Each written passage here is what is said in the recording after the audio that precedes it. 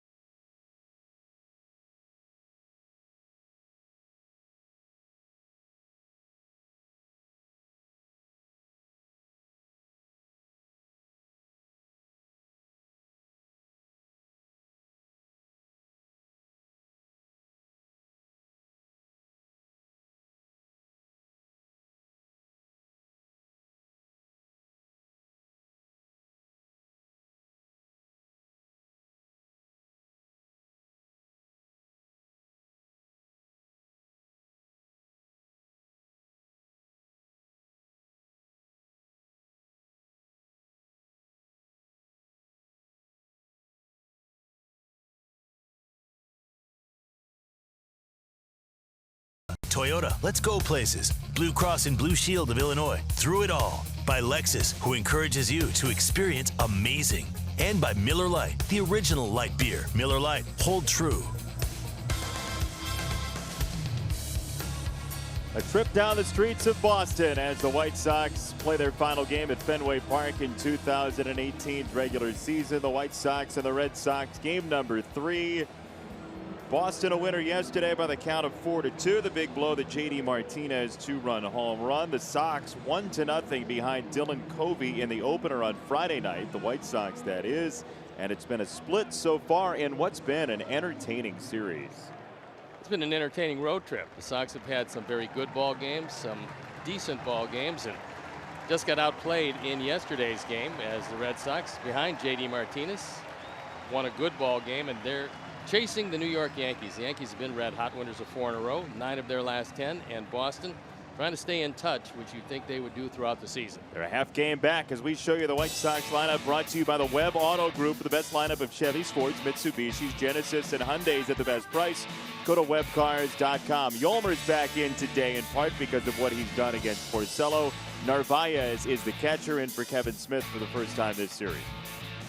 Let's take a look at the defense, brought to you by UI Health. And here is how Alex Cora is going to throw him out there for his Red Sox. Benintendi, Bradley, and Swihart left to right in the outfield, with Devers, Bogarts, Holt, and Moreland in the infield. Sandy Leone has the plate, and our Lexus experienced amazing starting pitcher is Rick Porcello. Off to a great start this year, then a lag in the middle, but the last couple times out he threw it well, and this is his 14th start. ERA a little above 3.5. You can get some base hits against him, but he doesn't walk many people. Walking 17 in 80 in the third innings, and as you can see, left-handers and right-handers hit him about the same, but he has by and large kept the ball in the ballpark. The umpires for the game this afternoon: James Hoy has the plate, Quinn Wolcott is at first, Jeff Kellogg, the crew chief, is at second, and Shane Livensparger is at third base. Alex Cora doing a great job in this, his first year as a Red Sox manager. Fell into a very good thing with a loaded ball club, and he's made the most of it. Not the most aggressive team around. We have seen one hit and run in the series. He doesn't steal very much, but they've been effective when they're doing that. Ricky Renteria on this road trip has shown us the safety squeeze. He still stays aggressive on the base paths, and the Sox trying to win the road trip. If they win today, they'll come home 4-3, and they've got the Indians waiting on their doorstep for a big homestand. It's a 4-game series with Cleveland, as Carlos Rodon gets a chat with Ricky before the game starts. Carlos in his 2018 premiere yesterday. And so away we go. 29-year-old Rick Porcello. First pitch, and it's smacked by Yoan Moncada into center field. So for Moncada, who was hitless through his first 2 games against his former team, he said enough of that, and I'm going to open the game with a hit. He jumps on a first ball fastball, and for a sinker baller, this is his most vulnerable inning because that ball stayed up. It did not sink at all. And Yoan hits the daylights out of it into center field. So a nice way to start this one. And if you jump on him early, you've got a chance because you don't want to wait to get to that bullpen. It's been overwhelming, and they're rested. We saw Craig Kimbrell yesterday, and that was no fun. No, that's the last we want to see him. And there is no doubt that Barnes setting him up was very good, as was Kelly. First pitch strike to Yolmer Sanchez, who came in yesterday as a pinch hitter in the 8th and tripled for his major league leading 7th 3-base hit here in 2018. That one going high off the wall in straightaway center field, and then Yolmer legging it out and making it easily.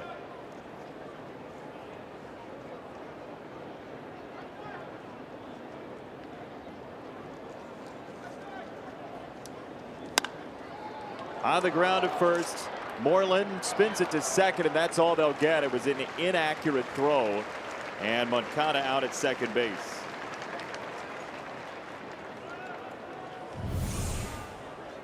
Ball's hit hard, and if Moreland fields it cleanly, it's got a chance of being 2. But after he bobbled it, he rushed the throw and threw it a little bit wide of the bag. So they settle for 1. Puts Yolmer at first with 1 down. Moreland, who played first in the opening game, then came in late for Sam Travis yesterday. Now Jose leading the team in doubles with 24. He's got the most runs driven in at 37. He's also tied in runs scored with Tim Anderson.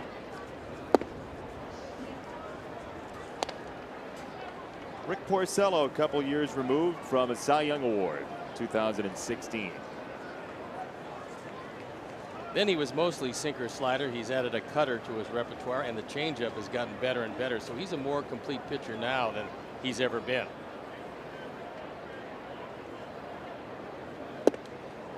You've said it before, Jose Abreu gets better and better as the temperature rises.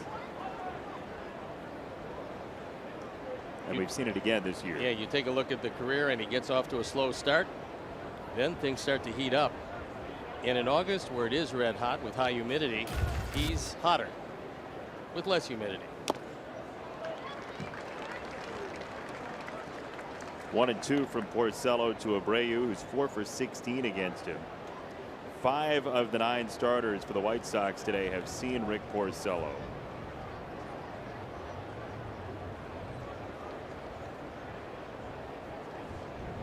Who's not at all used to warm weather. He grew up in New Jersey.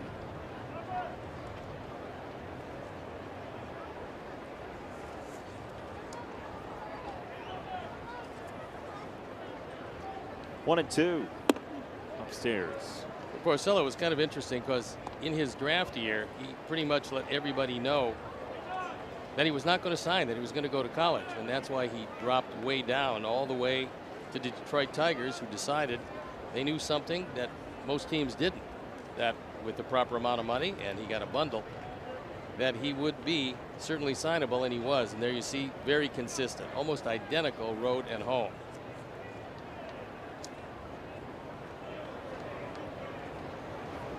That was not the case in his Cy Young season. He rattled off more than 10 wins in a row to start the year here at Fenway Park. He was unstoppable at home for the Red Sox. Well, you go 22-4 with an ERA just over 3 in 33 starts. You're getting it done. He threw 223 innings. That for him is his high water mark. Although he's been over 200 innings 3 different times. And he is very durable. Go to first, and no tag until late. Sanchez got back in.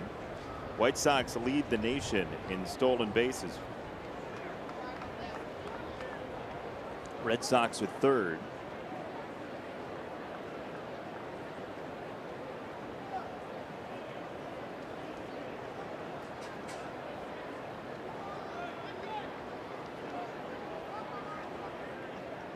Two and two. There goes Sanchez. Abreu scalds it down the right field line and foul. Well, Porcello will give up a home run. He allowed 38 of them last year to tie a franchise record. Hence the record at 11-17 with an ERA over 4.5. But this year he is keeping the ball in the ballpark.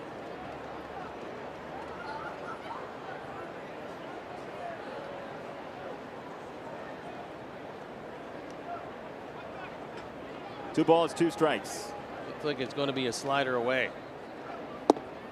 Came inside, 3-2. Try to nip off the inside corner. That's what James Shields loves to do. He just cuts the fastball, tries to get the right-hander to give up on it and shave off the inside corner, but that one stayed too far in. Porcello last start, he was very slider heavy. Nearly half of his pitches were sliders.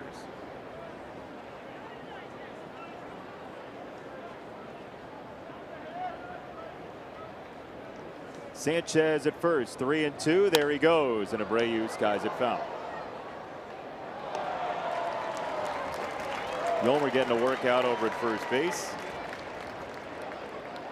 He hasn't played for a couple days for the most part, so he should be fine. Yeah, the legs are fresh.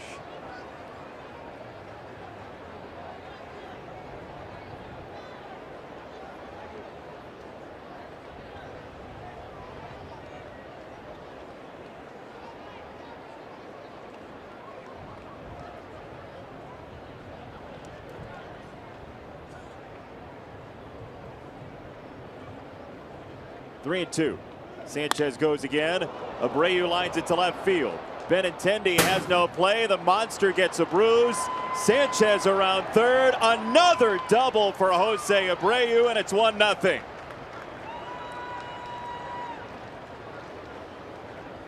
That's RBI number 38.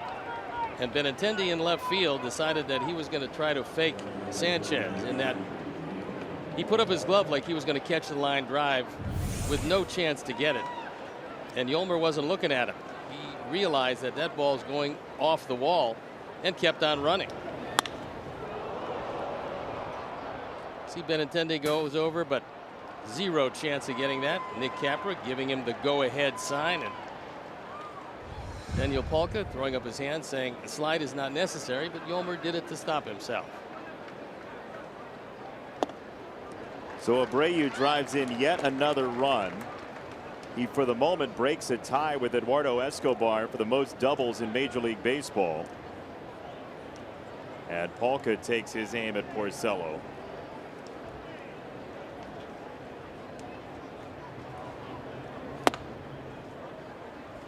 It didn't work out very well yesterday, but the Red Sox way under 500 when the opposition scores first.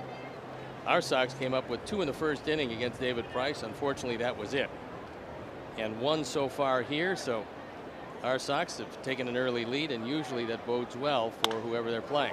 Singe to first. Moreland with a little juggle and the flip for out number 2. And let's be clear, the Red Sox are a different team without Mookie Betts in the lineup. 13 games now. They're 8-5 without him. And yes, that's over 500, but for a team that's 23 above overall, that's a drop off. I talked to Dave Dombrowski, and he said that yesterday Mookie had a nice practice session before the game, that if that kept up, they would think about sending him out because he's going to have to go now in a minor league rehab. He hasn't been around for a couple of weeks. They're going to send him out and let him get some play, assuming that the workout today was going to be as it was yesterday. Now, we don't know exactly what's going to happen. We do know that we haven't seen Betts in the series, and normally that's a good thing when you're playing the Red Sox. I mean, he's an MVP candidate this year. Seemingly just about every year, and he's gotten better and better, a product of the Boston Red Sox organization. There's not much that he can't do. Only problem for him right now is that he's not going to be able to get in the car and go up the road to Pawtucket. The Red Sox of AAA are going to be on the road next week, so it's not as easy of a swing for Mookie Betts. Mookie never hit a whole lot of home runs. In fact, up through the minor league system, his high was 8. And then all of a sudden 2015 came along where he hit 291 and hit 18 home runs. As there you look at the general manager of this ball club, Dave Dombrowski, who's been around. Having a little lunch. And he's very happy with what's happened with his team. But he mentioned yesterday in our conversation that they got to win this division, because in the one and done game, that is the wild card game, anything can happen when you run into a red hot pitcher, and he would just as soon go 3 of 5 in the first round.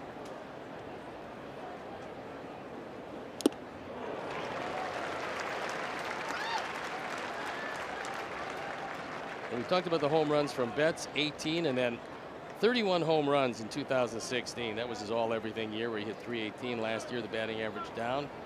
But he still drove in 102 runs.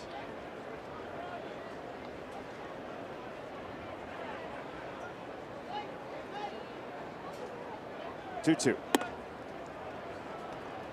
3 balls, 2 strikes. If we're talking about the American League Central, if Boston's in the Central right now, they're 8 games up. Fortunately, they're not. Yeah, that's true. Because in the years to come, I don't see a fall off in the Red Sox, especially with the money they have to spend and the way they develop players out of their minor league system.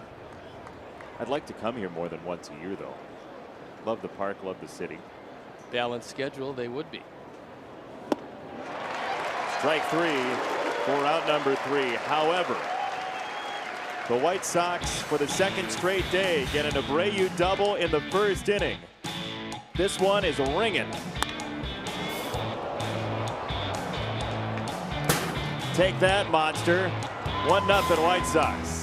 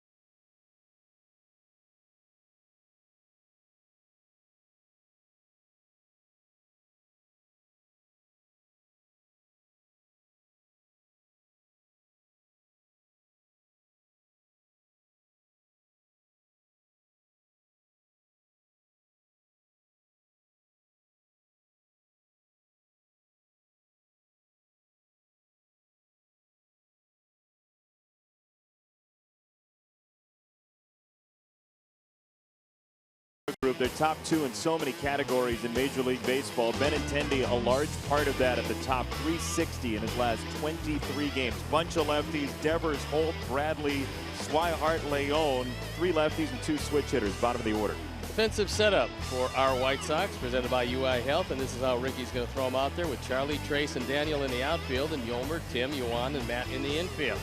Omar Narvaez gets a nod behind the plate, and our Lexus experienced amazing starting pitcher is Ronaldo Lopez, fresh off a gem against the Twins in Minneapolis. On for his 13th start, he's 1-4, his ERA below 3.5. And the strikeouts per innings pitched will climb precipitously as he gets more experience, because he's got good enough stuff to strike out a lot of guys. First pitch, ambush, Benintendi in the air. And the left fielder, Charlie Tilson, is underneath for out number 1. That has been the report that teams are getting on Ronaldo Lopez, is swing early. Well, you like that as a scouting report, especially if you make good pitches on strike 1, because it saves you a lot of wear and tear, and you can get into the late innings. And Ronaldo, one of those guys that never wants to come out of anything. He would just as soon finish it if he could. And as his career moves along, he's going to finish more games, because number 1, he's a horse, and number 2, he's got that competitive spirit that you can't teach, especially in young pitchers. Either have it or you don't. 3 of his last 4 starts have gone at least 7 innings. And he's going to throw anywhere from 100 to 110 pitches, seemingly each and every time out. He's had 2 real disasters, but that's about it. Both were on the road, one at Pittsburgh, one at Cleveland. Those went 2 2/3 at Cleveland start, then 2 innings at Pittsburgh. As he has Bogarts way out in front, 1-2. Good slider, and he took a little something off. It was 82, was in a perfect spot.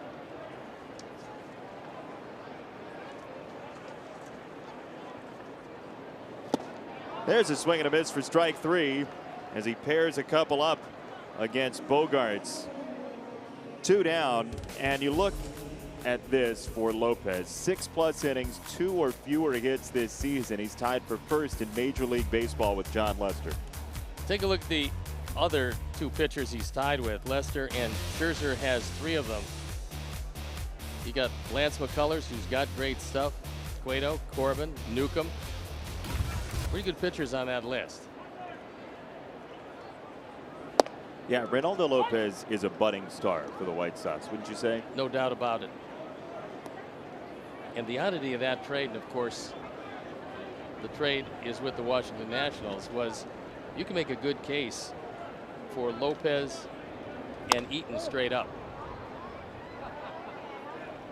That would be the Sox getting what they wanted if it was just one pitcher, but it's not. Giolito's in there. He's won 4 games this year. He might not like his earned run average, but he's able to win some games. And Dane Dunning is throwing the ball very well, especially in his promotion to Double-A. So a very good trade as far as Rick Hahn, his staff, and Kenny Williams made. You have to think that that's going to pay huge dividends down the road. And of course, look, Eaton is back and playing for the Nationals. They have a very good team. They got what they wanted. They got a piece of the present for a lot of the future. Called strike 3. He threaded it through on the inside corner. 1-2-3 inning for Lopez in his first foray to Fenway.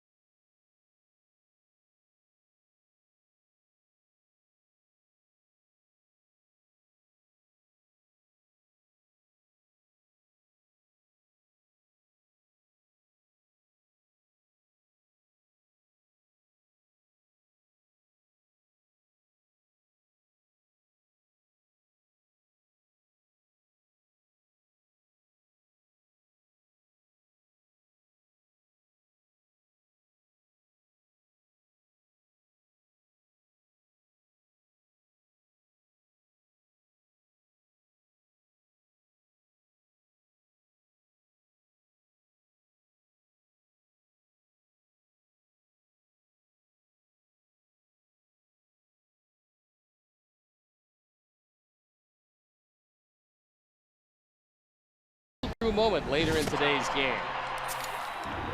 We may have already had that moment. We'll see. Abreu drives in a run in the first inning, and the White Sox with the lead. Reynaldo Lopez a 1-2-3 first, and we'd like to welcome all our viewers watching on MediaCom in Dubuque, Iowa. Gotta love the Iowans. Some of our favorite people. The breaded pork sandwich. See, I relate to people by their cuisine. And the whole state eats breaded pork sandwiches, except for the one vegetarian that happens to live in Iowa. Our director, Todd Benjaminson, whose son Owen had a huge game this weekend in his baseball contest. Narvaez opposite way, and Omar safe at first. We're talking about food, so let's show you the menu for today's telecast. The only thing about this menu is you don't get to choose anything off of it. We're just telling you that you're going to see it. Sox Math Fenway Park Edition, so read up on the ground rules here. Albert Pujols passes his idol, and then Ricky Renteria has a nickname from back in the day that we were educated on from Dave O'Brien, the Red Sox TV announcer, and your former broadcast partner. We'll ask Ricky about that in our One Thing. Dave is getting ready, along with his spunky crew, to go on an 11-day road trip. It's a good man over there, Dave O'Brien. He is that. You didn't ruin him, so that's good. No, he managed to keep his career intact even after we worked together. Mine, on the other hand, wound up with you. And I'm terribly apologetic on a day-to-day basis. Anderson, left field line, and foul. There's very little room to get the ball down the line in foul territory, but Tim was able to do it somehow on a hooking line drive. That one rattles around. It's going to be a very promising inning, but unfortunately, that went on the left side of the line, and some of the fans looking down there to see just exactly where it hit.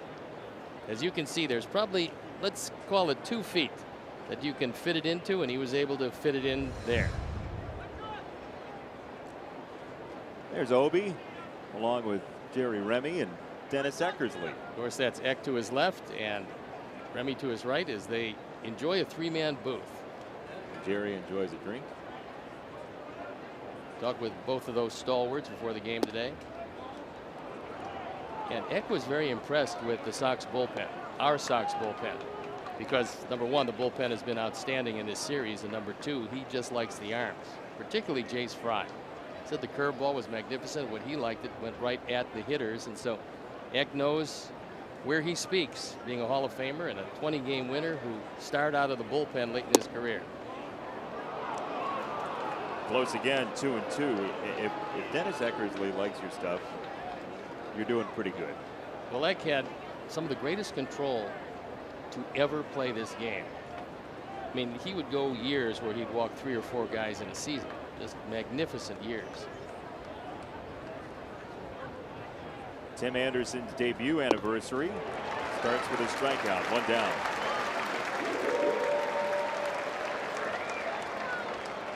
Charlie Tilson coming up. White Sox up 1-0 on the strength of a Jose Abreu RBI double. So the Sox right now have the major league leader in doubles and triples. And in the game, the major league leader in home runs, but that's the other Sox, J.D. Martinez.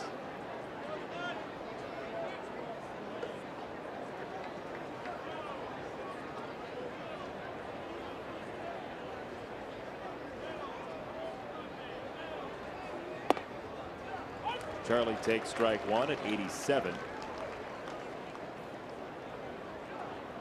Priscilla throwing a lot of pitches up in the zone, which normally is trouble for a sinker baller, but when he goes to get his strikeouts, he'll get them upstairs.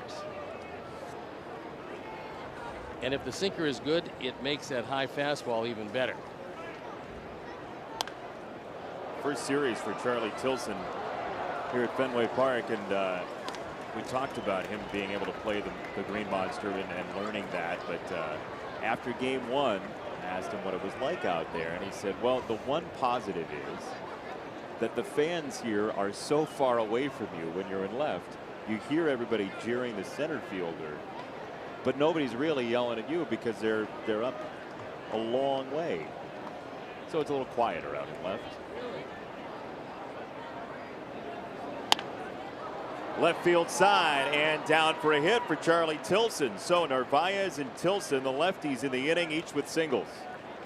Another fastball up, and that allows opposite field base hits. Porcello having some problems in the early going. That ball is up, and up for a sinker baller is everything waist high and above, especially when you're trying to throw strikes with it. And Porcello throws nothing but strikes. 82 innings, 17 walks is all. That's really good control. Especially the first bundle of starts this season. He wasn't walking anybody. They've grown a little bit recently, but your walks are growing to 17. You're doing it right. Trace Thompson takes ball one.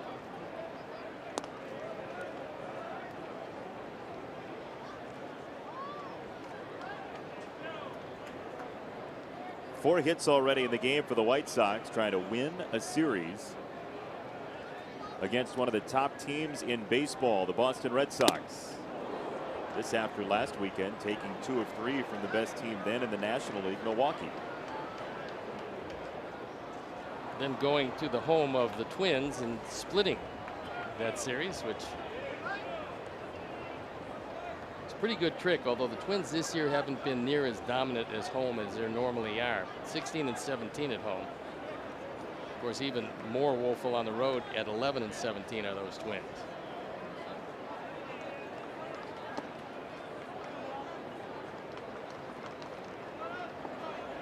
Two and one on Trace Thompson. There is Marcus Lynn Betts.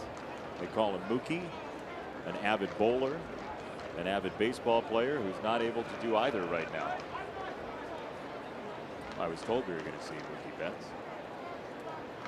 We'll see him eventually. Yeah. Fortunately, we won't see him on the field in this series. 2 and 1 on Trace Thompson.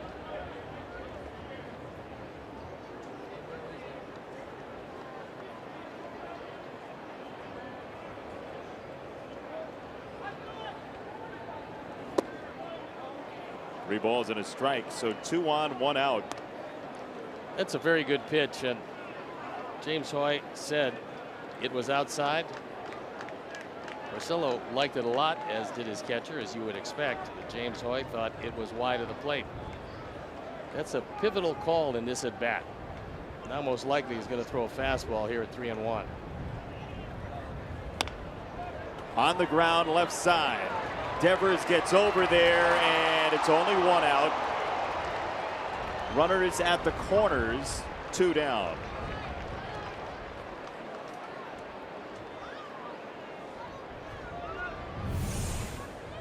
Little chopper to the left side, and because it's hit so slowly, makes it difficult to turn 2. Holt with a nice job of holding his ground, and no chance to break it up, but the throw is just a touch late, and the inning rolls along.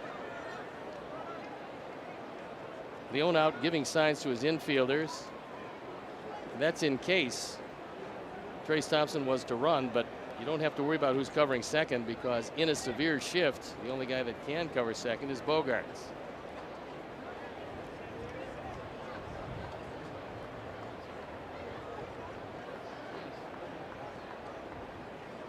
Moncada. He's seen 2 pitches. This one is a ground ball, and that will end the inning. So the White Sox strand a couple. Still 1-0 after 1.5.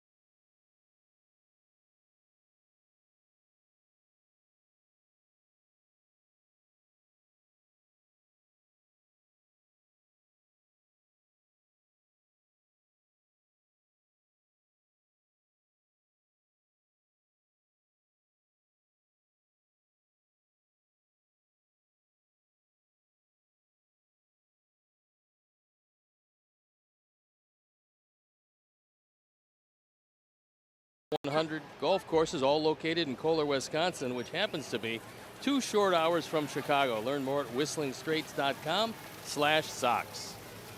A lovely swan boat ride here in Boston. Where are the duck boats? They're in Philly, I think. No, they're here. They have duck boats here too? Yes, they do. Oh. Massive duck boats. There's a famous trademark case about the duck boats in Philly. That's your legal update for the second inning. That's because they copied the duck boats here in Boston. I can understand it, where the Ducks would be mighty aggravated. I'd correct you, but the eyes are going to start glazing over if we keep talking about litigation. JD Martinez takes the ball inside. Martinez, the home run leader, as we were talking about in Major League Baseball. Abreu, the doubles leader. Sanchez, the triples leader. And the singles leader in baseball is not here. That's the only one of the hits not represented. As this ball scorched to right field, and on a hop, it gets over the wall. So Martinez, a leadoff double.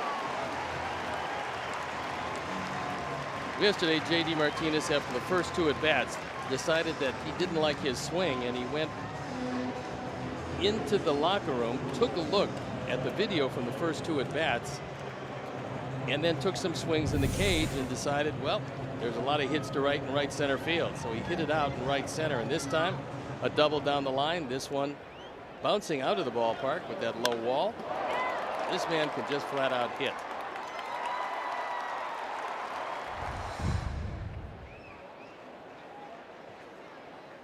Toward Pesky's pole down there. Johnny Pesky, by the way, and Alex Cora have something in common. Both short. Always love a good short joke on a Sunday afternoon. They both played for and managed the Red Sox. That's pretty impressive, and there is the pole. Very distinct color that you evidently can buy here in Boston if you want to paint your house Pesky's pole yellow.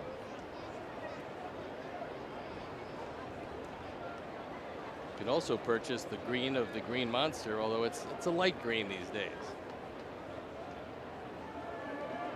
2-0. Pop foul, 2-1.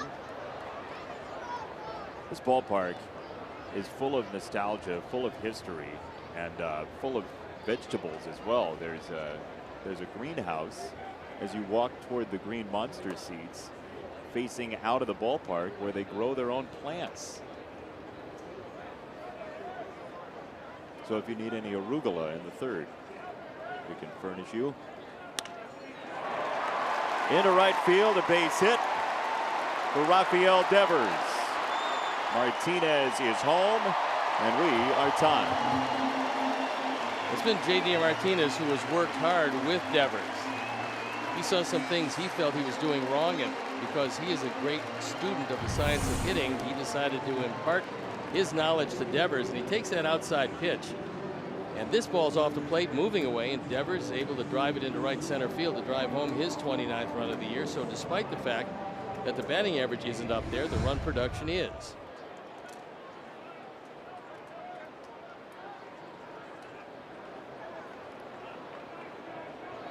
A lot of lefties in a row here. 6 straight, starting with Devers back to the top of the card, and Benintendi.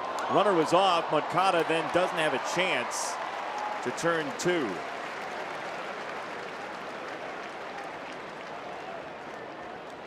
Tim Anderson got a gut full of Devers anyway. And there's only 2 hitters in this lineup. And one of them actually is 2 hitters on the Red Sox that Corey uses to hit and run with, and one you saw in Holt. The other is Vasquez. You don't usually think of a catcher that did it, but the play erased because he was running.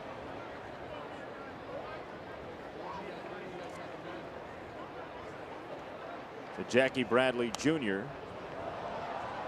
with a foul ball.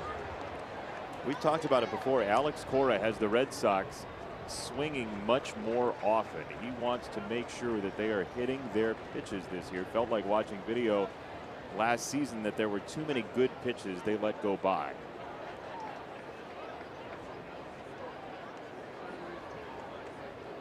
they've been known the last few years as a very patient team.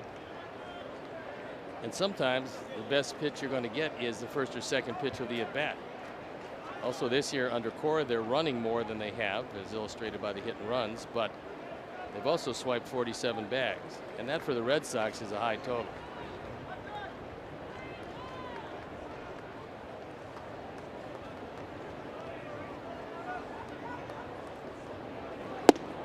Runners off, and nobody's covering third.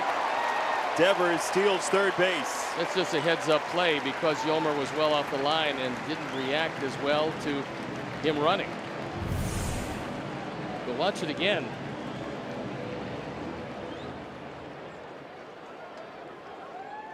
And Yolmer did not get there. Devers did. Just the second stolen bag of the year, so they're looking for some aggressive base running here early in this one.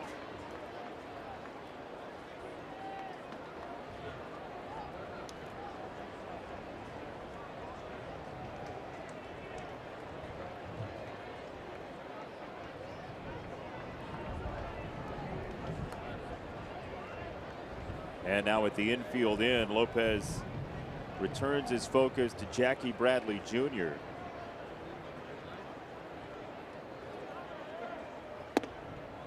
And misses upstairs.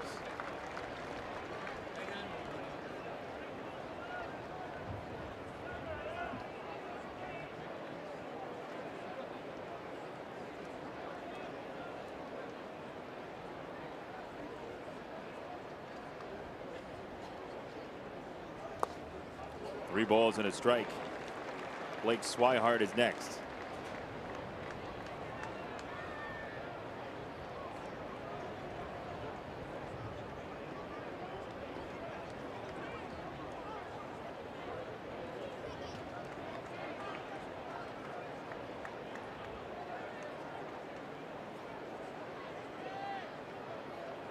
Three and one. On the ground, Abreu is coming home. Oh, Davidson the throw. Davidson got Devers at the plate, 2 down. I think they're going to take a look at it in the dugout to see if the foot got in before the tag. The tag was high on the body, but a good call by James Hoy. It appeared from up here. Jose is very accurate with his throws, and he was playing in anyway. I said Abreu. Davidson on the throw. And Davidson very accurate on the throw. Got it there. We'll watch it again. The pulled in infield pays some dividends. It's right there, and it appears that he's got plenty of time to block him off the plate with that left leg. No review. Big out at the plate. So Matt Davidson with a great throw. Bradley over at first, 2 down, and Swihart at the plate.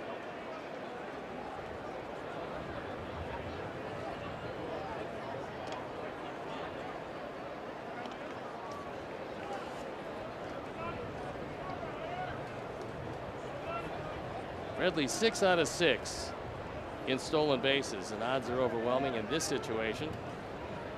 He's going to be running.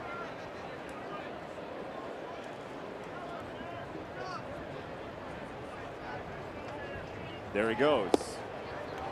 Throw to second is on a hop. I think that's 7 out of 7 as the throw bounced into Tim Anderson, who couldn't control it. And now he's in scoring position. So that's 2 stolen bases in the inning.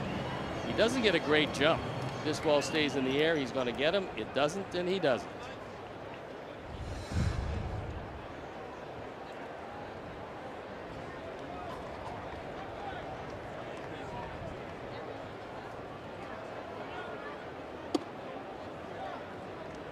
Two stolen bases in the inning for the Red Sox.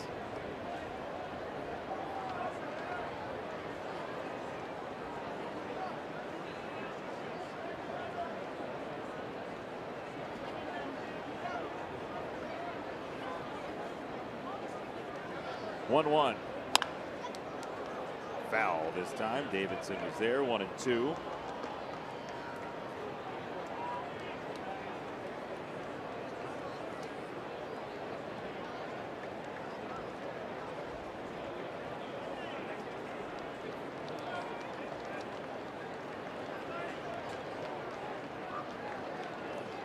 One and two. Swing and a miss, strike 3. Third punch out for Lopez. And the Red Sox drop one on the bases. Matt Davidson, great reaction, comes home and cuts down Devers. To the third we go.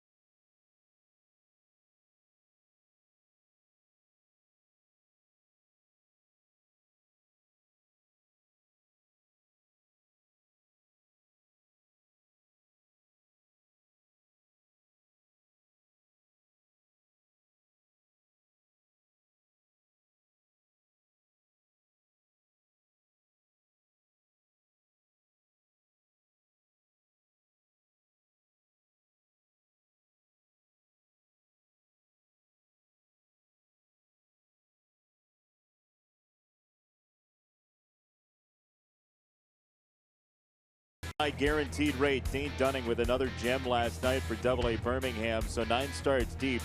He's got a 3.22 ERA since his promotion. How about the fact that he's made 13 starts this year, giving up just 2 home runs? And he throws nothing but strikes. As you can see, things moving along swimmingly for Dane Dunning.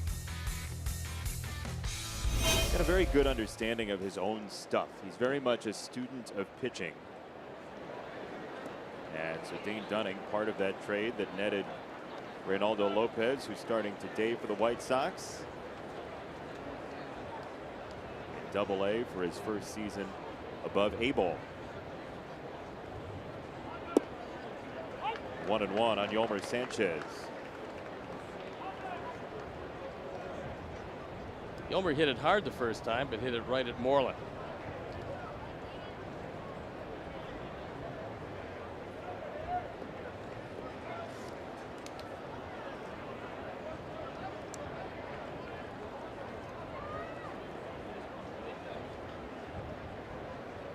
One. Breaks inside, 2-1 on Sanchez. He's got the 7 triples, and this is game number 63 for the season for the White Sox.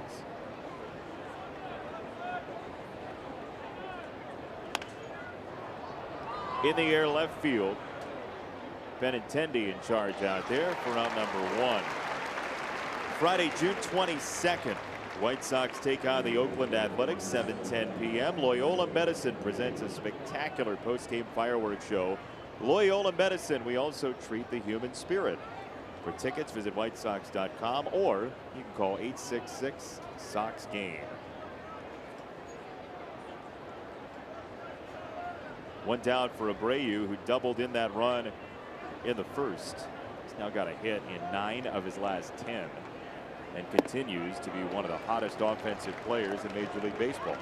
Porcello came over from Detroit in exchange for Yoenis Cespedes, Alex Wilson, and Gabe Spire. Cespedes now with the Mets. Hurt himself in his rehab stint. So he's going to need a rehab for the rehab. And he's having a hard time getting on the field. The Mets dearly need him in the middle of that lineup. And the Mets really stumbling at this point. Find themselves 8.5 games in back of Washington and Atlanta. They haven't won in a week. No, not good. Losers of 8 games in a row. Washington and Atlanta in a virtual tie for the NL East.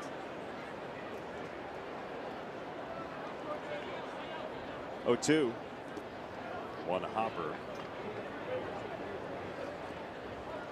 Your up to the minute doubles leaders. Jose Abreu nudges ahead of Eduardo Escobar. Abreu the doubles leader. Sanchez the triples leader. Home run leader JD Martinez. Singles leader Jose Altuve.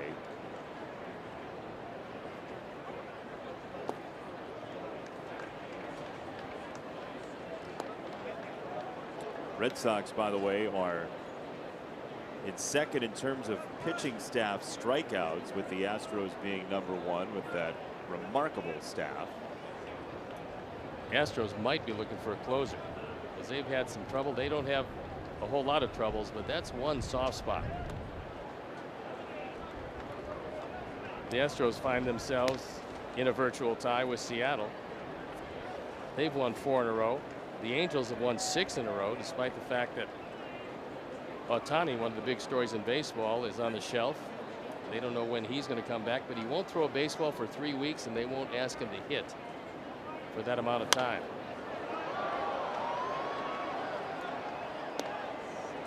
With Seattle, it's a really interesting dilemma that the Mariners are posed with, because if Robinson Cano comes back late in the year, hypothetically, he'll be available to do so after his 80-game suspension. You don't have him for the playoffs. Do you use him? How much do you use him to try to get yourself into the playoffs if you're just going to have to remove him once you get there? I think you absolutely use him, because every day. Well, when he comes back, assuming that 80 games off, he's able to stay in shape and get baseball ready, just, you know, not just qualified to play. And that remains to be seen if he will, but you got to get there. If you don't use him, thinking about what's going to happen in the postseason, you don't get to the postseason, doesn't help you very much. It's a fun race right now in both Wests, but in the American League West, the Mariners and Astros are locked up. The Angels in contact, and the A's can't shake 500. No, despite the fact that they've played pretty decent baseball.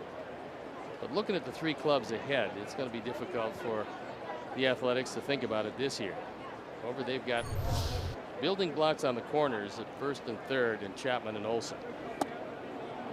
Off the plate, ball 4. Porcello walks Abreu. And Xfinity X1 customers say, show me the Chicago White Sox, right into your X1 voice remote and get live team stats on your TV. Change the way you experience TV with Xfinity X1. Porcello came into this one walking just 7 of the 200 or so right-hand hitters he'd faced, and there he goes, walking a right-hand hitter.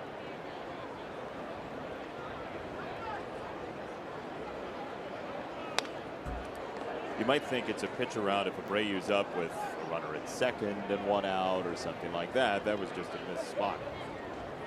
He came close, wanted a couple of those pitches, but did not get the calls, and Abreu is on base for the 2nd time early in this ball game.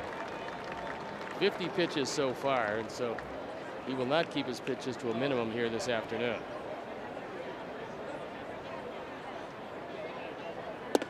Daniel Palka, Prince of StatCast, once again has registered a big exit velocity, 113 plus on his ground ball out in the 1st inning. That's pretty impressive, because normally those get through.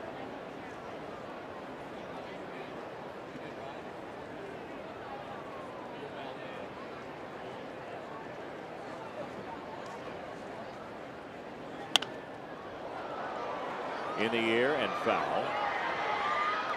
So the White Sox have hit the ball quite hard. Palka's a part of that.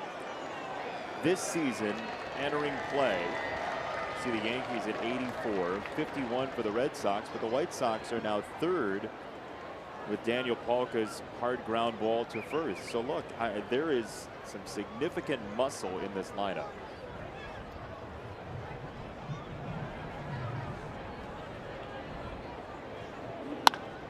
Ball's ripped to second base, and Holt throws it away. Abreu guns it for 3rd. He is there. Runners at the corners. That looked to be 2, and instead It's going to cost Porcello and the Red Sox a lot more pitches in the inning. This is a tailor-made too. It's a rocket. And I'm not quite sure if Bogaerts just missed it or if the throw is a bad one. We'll take another look. I think Bogaerts just missed it. So for me, that's E6. We'll see what they say. That was off the bat at 112.8. Oh, when he hits him real hard.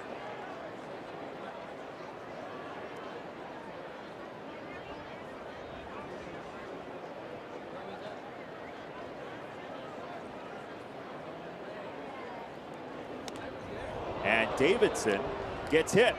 So the bases are loaded.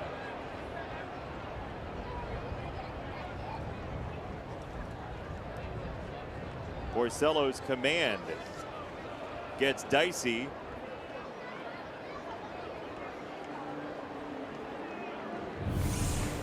Porcello hits his 9th man of the year, and if you're going to pitch in this ballpark and be successful, you have got to run the ball inside. And that's going to lead you to a lot of hit batsmen. 9 of them at this point of the year is a whopping total.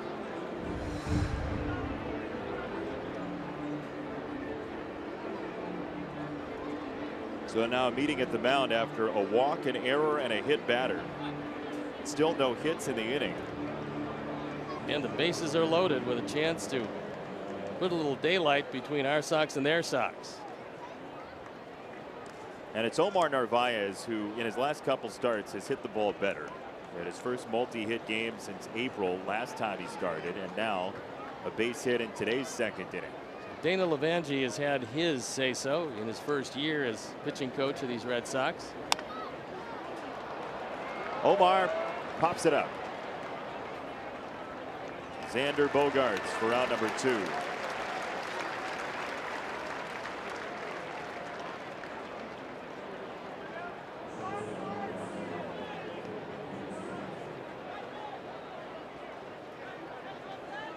So the options shrink a little bit to get a run home, or a couple, as Tim Anderson only has 1 out to play with. Abreu, Polka, and Davidson your runners. It's kind of interesting that Bogaerts is motioning to Devers on a ball hit in the hole or to his right. He wants to remind Devers to get back to third base, because sometimes the only play you have is to force out at third, and we find a lot of third basemen spectating on that play in the hole, and consequently the inning will stay alive and the run will score. So it's a heads-up reminder to a young third baseman to be in the right place if in fact the ball does go in the hole and there's a lot of room between Devers and Bogaerts.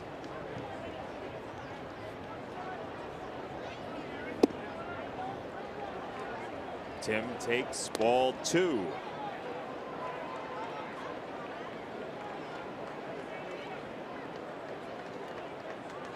Porcello fighting his control this inning, especially with the walk to hit batsman. And now he's fallen behind in a key situation.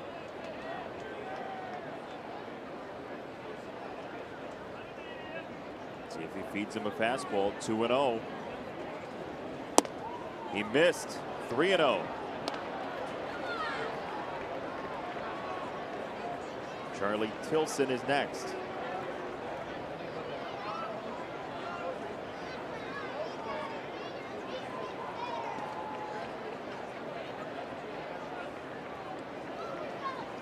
Three balls, no strikes. Called strike 1 at the lowest reaches of the zone. 3-1.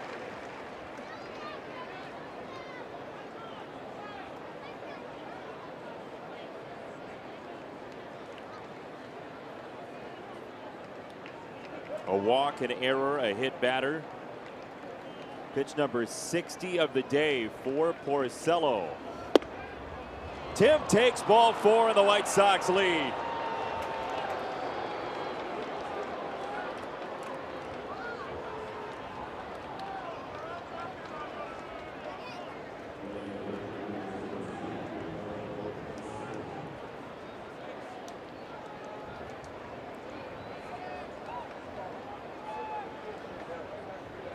Tim's first ever bases loaded walk.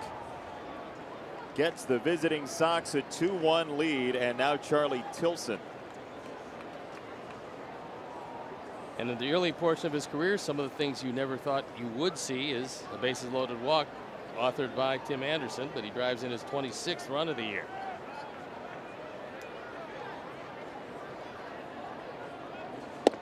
See so many right-handed pitchers throw Tim Anderson's sliders away, and that at bat was nothing of the sort. He got behind and didn't get a chance to. No, wanted to go inside with the fastball and missed.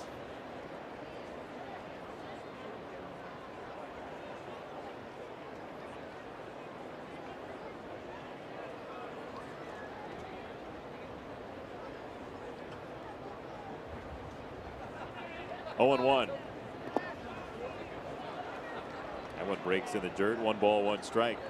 Nice stop by Leone. That ball could have skipped by him.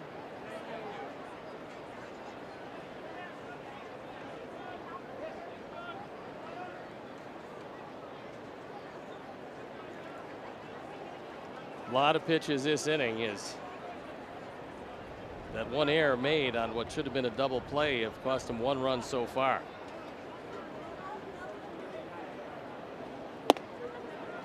That's in for a strike. 1 and 2.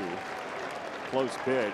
He got a little bit of an extended zone. A ball and 2 strikes. We're seeing more high pitches called for strikes this year than probably combined the last 10 years, but umpires making a concerted effort to bring the high strike back to the game of baseball.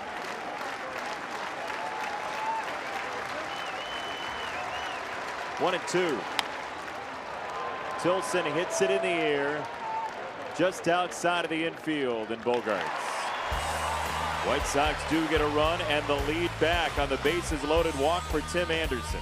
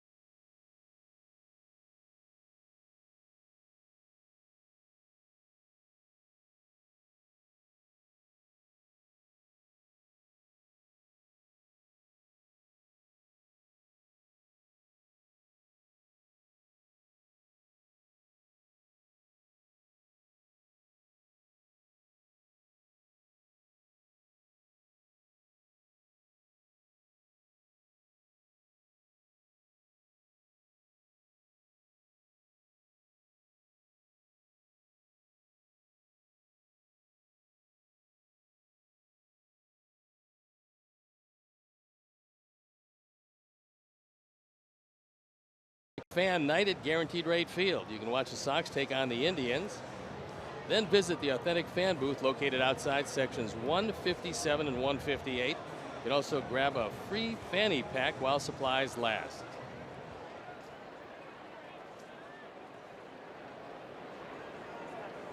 What a great city to walk through.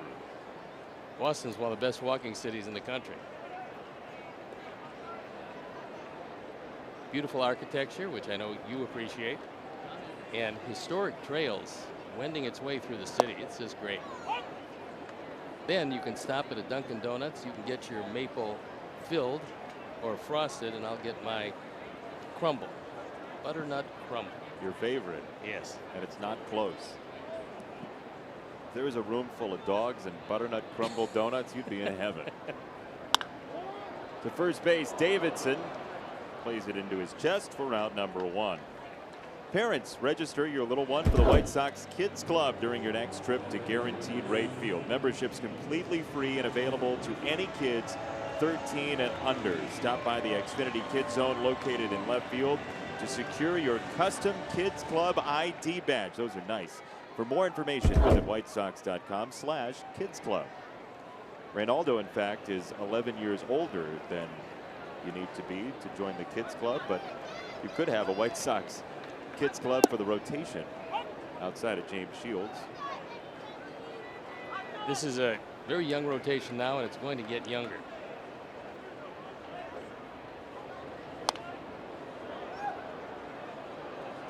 Oh, 2 on Andrew Benintendi, who's got a hit in 12 of his last 14 games, and he is one of those guys where you say, let's not have to face him for a decade, although it seems like that's going to be the case. He is here to stay. You would think so. He's made a sparkling defensive play in the series and swung the bat well. And that one buzzing up and in. That'll make that outside corner look a little bit further away.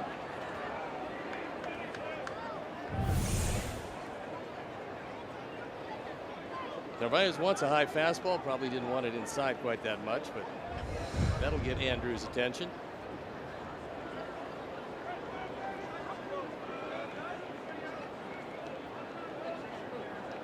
One and 2. Benintendi down the right field line and foul. The question of where do you want to pitch him is really an interesting one, because you would imagine don't pitch him down the middle. In fact, he has been at points at his worst this year when the pitch is middle somehow.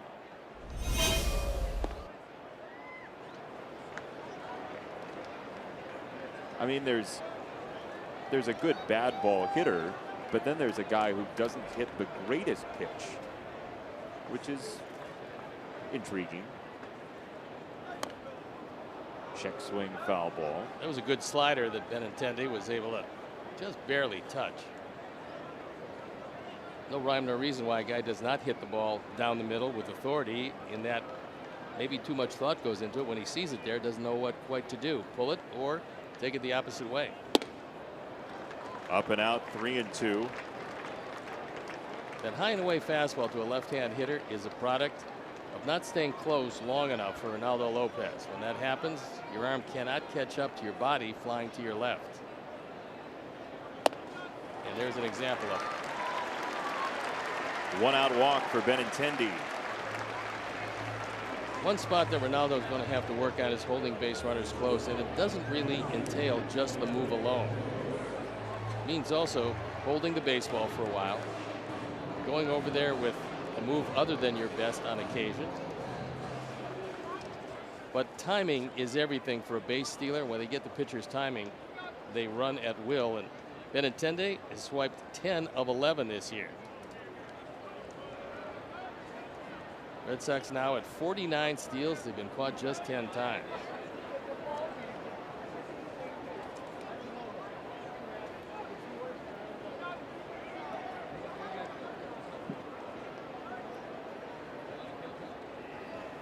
You sit and watch Major League coaching staffs before a game and take note of things they look at. With the proliferation of video, there's so much of it in clubhouses.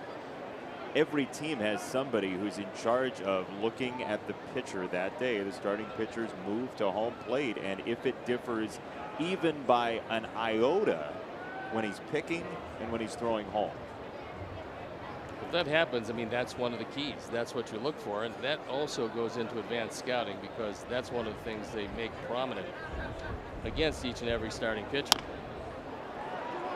Third base side. Sanchez on the charge. That is a very nice play for Yolmer Sanchez. Benintendi to second, but 2 down.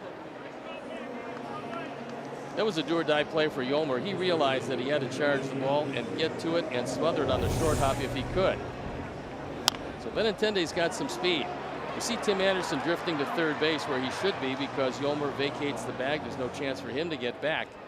But we'll concentrate on the pick. That's as close to smothering the short hop as you can get. You have to play that aggressively, because anything else leads to a base hit. Nice job by Yolmer. Heads up play by Tim, covering third, making sure Benintendi can't get there.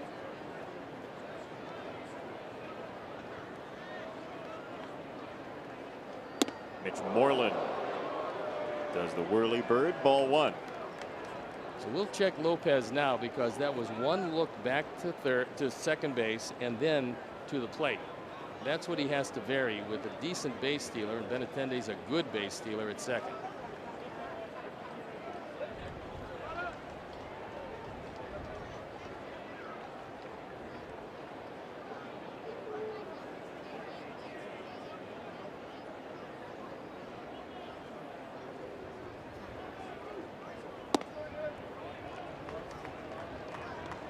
That's twice he looked one time to second base. A real good base stealer, if he does it again, is going to take advantage of it, even with Tim Anderson behind him at second.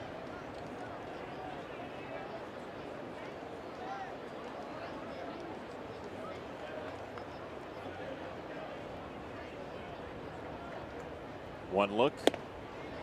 Outside, 3-0. He didn't so far. This looks like a pitch around, but the pitch around Moreland to get to J.D. Martinez probably is not the game plan.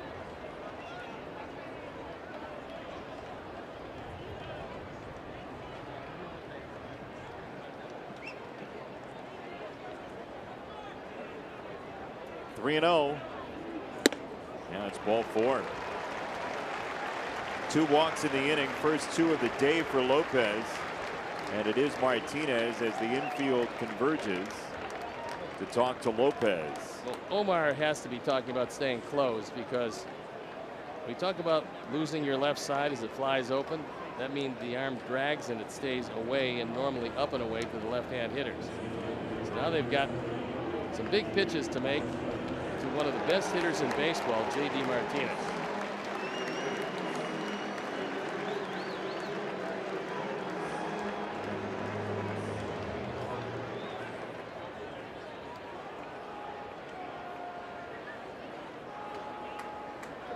He started them with a curveball last time, and then Martinez powered that fastball to right.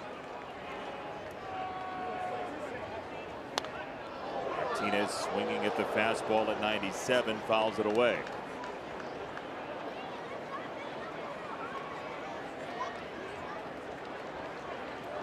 Rick Porcello, Boston starter, talking about Martinez, said, I know the numbers are really good, but I played with him in Detroit and he hasn't gotten hot yet, and that's ominous for American League hitters. Terrifying. For American League pitchers, rather.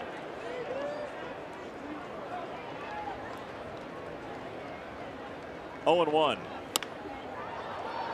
Now 0 and 2. Lopez ramped it up to 98 that time.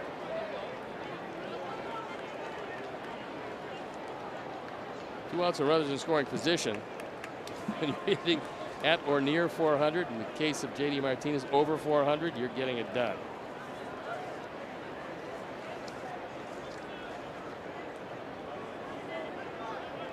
Since last year's All-Star break, Martinez 52 home runs.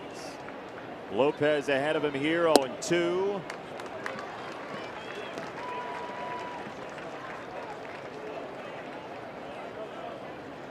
Well, he averages a strikeout per game, and this would be a real good time for the average to catch up with him.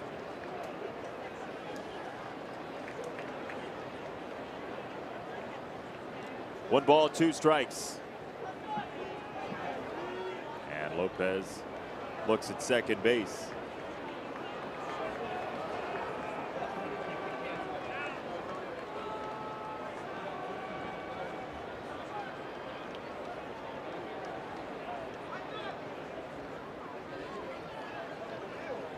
All fastballs so far, 1 and 2.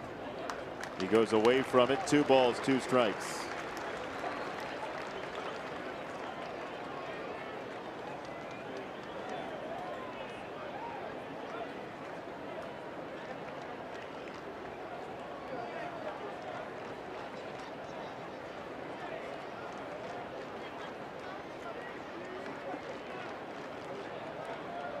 Two and 2 from Lopez. Line foul, third base side. What's your pitch here? I go with a slider, only this time I keep it away. I think he had the right idea on the sweeping slider that swept wide of the plate. But don't try to hit the outside corner. Throw it down the middle. It'll go to the outside corner.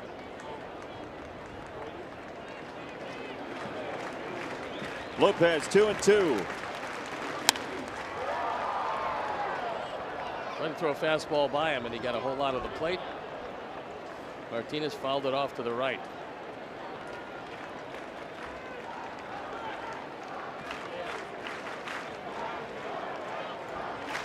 A deep breath for the home run king today in Major League Baseball. His opponent, 6 years younger, Reynaldo Lopez. 2 balls, 2 strikes. Hard hit to third. Sanchez cleans it up and wins the foot race ahead of Benintendi to retire the side. Yolmer with momentum. The Sox 2. It's 2-1.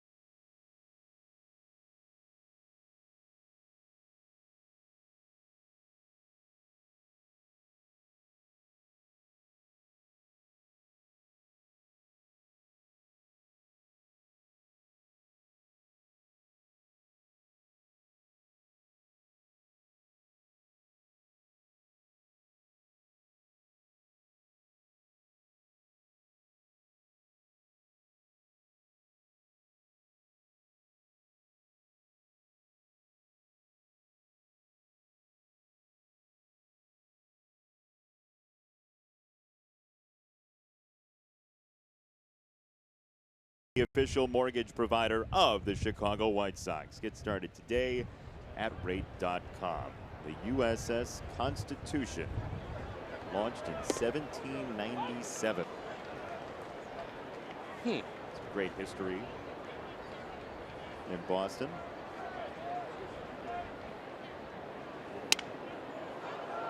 Trace Thompson in the air to left field. Benintendi a long way to go, and he does make it to the corner and nearly went through the garage door. 1 down. That's a lot of room to roam, and he covered it. That one hung up a long time. And Benintendi was able to make the play. He was way into left center field. You see where he is, and this is a long way to run toward the line, but this ball seemingly stayed up forever, and he runs it down without a lot of difficulty. He seems like the type of player and type of person where if you said, okay, here's a guitar, he'd learn it in 3 weeks. That's how he plays. He's smooth. Smooth and supremely talented. First round draft pick of these Red Sox. Our White Sox really liked his play, but he went before their pick. Moncada, center field. For Jackie Brantley Jr. 2 down. Here's your Sox Math question for today. Hashtag Sox Math on Twitter. First correct answer wins a prize from the road. Carlos Rodon's strikeouts from yesterday, plus the number of feet tall the Green Monster is. Full feet tall. Full feet, huh? Full feet. No decimals. That means no decimals? Nope. Not round up. Just full feet tall. They have the only ladder that's in play in Major League Baseball, among other quirks. Hits that scoreboard. It sometimes can take a errant hop.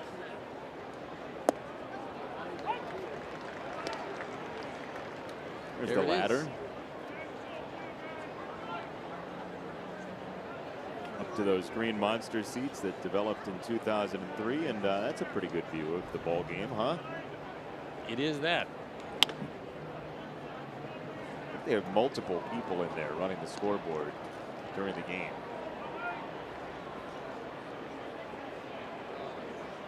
Just one very fast guy. You know what we should do?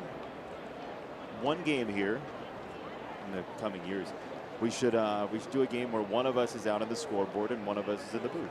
Well, we'll have you on the scoreboard, certainly. Oh, no. Yeah. Because your view is a lot more level to the field from there. And you could be right with the camera. That's R2D2. There's the camera looking out, and now we're looking at the camera. It's like Wally. Not Wally the mascot here, the green monster.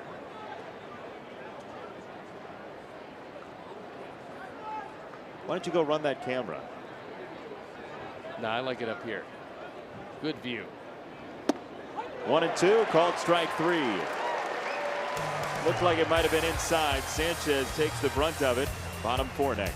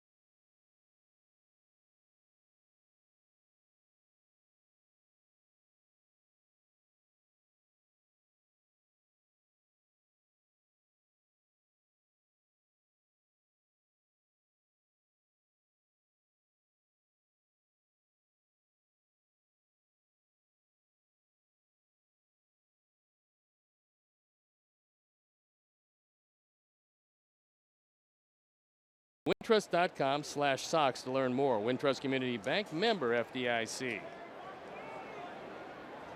Spectacular day for baseball. Reynaldo Lopez fought his control in the 3rd inning. 2 walks. He's given up 2 hits and 1 run, and he has the lead 2-1. And Devers, who was charged with the error, that his 12th of the year on that play at second base on the shift to lead it off. Strike 1 to Rafael Devers, who's now 21 years old, but he is one of 2 players all time to hit a home run in 3 straight games against the Yankees under the age of 21. That's a specific category. The other one is Babe Ruth, before he was very famously let go from here to join the other team. He was sold. And Devers, who's going to get a whole lot better, hit 284 last year. Hit 10 home runs. He's going to do better than that as he gets older and understands how these pitchers are trying to pitch him. Right now it's still somewhat of a mystery to him, but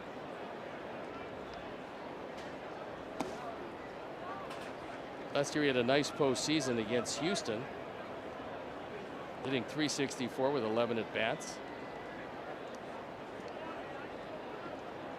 He's just a good solid player from their system. Again, One of those guys that was an international free agent. He takes strike 3. Lopez paints him at 97. 4th strikeout for Ronaldo. We'll take another look. Narvaez wants it there, and perfect pitch. Doesn't have to move the glove one iota. He just fills it up. Outstanding effort. Well caught by Omar. And Devers will have a seat. Brock Holt, who swung at the first pitch last time, takes ball 1. Rare curveball from Lopez. He is their jack of all trades, can play just about anywhere and give you a good effort anywhere he plays.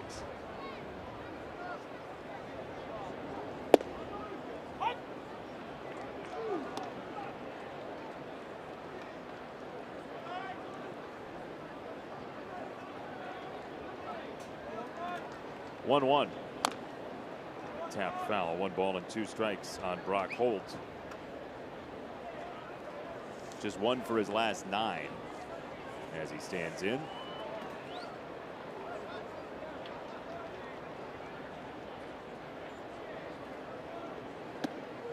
Lopez gets rid of him very quickly, so back-to-back strikeouts for Ronaldo Lopez. And speaking of starter strikeouts, here is your Sox Math answer for today.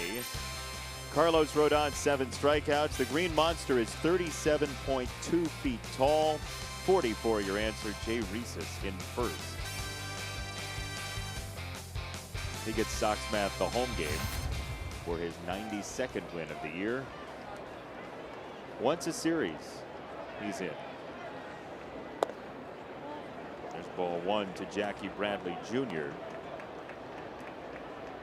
Maybe we can bring him a Rice Krispie treat from the press room. Yeah, maybe we'll send it to him. Yeah. Oh, keep it in your bag. Well, he's going to have to get it some way, right? You can come pick it up.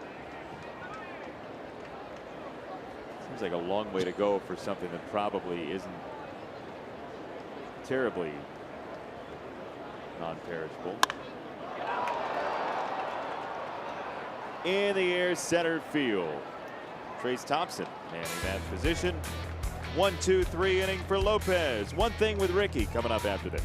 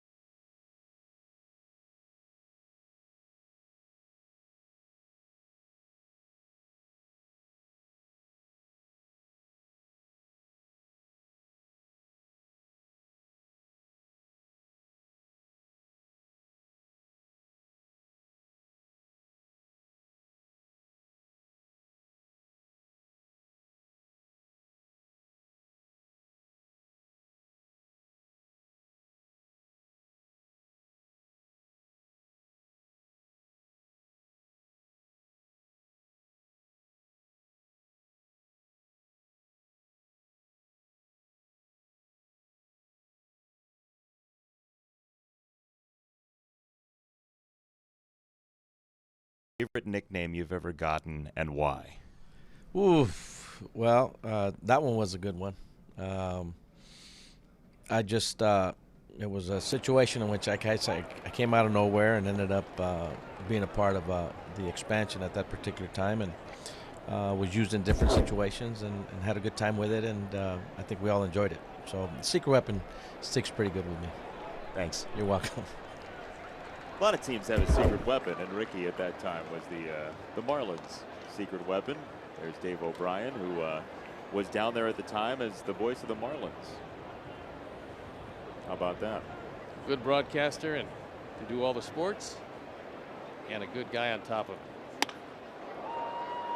Into center field, Jackie Bradley Jr., Abreu's first out of this afternoon. What's your favorite nickname you ever got, other than Lil Stoner from the last homestand? Edge. Edge? ADJ. Uh-huh. I know that surprises you, that I would agitate You were anything. an adjunct? No. Nope. Here's the problem with that. Agitator is spelled with a G. Yes, but that was the, that's what they called me. Oh. They didn't spell it, they just called me that. Oh, okay. Yeah. We just had the spelling bee a couple weeks ago. Maybe we should do a White Sox spelling We bee. usually have that as I ask you for some of my tweets to give me the spelling of like every third word. That's the great thing about audio tweets. As Polka. You don't need any spell checks on audio tweets.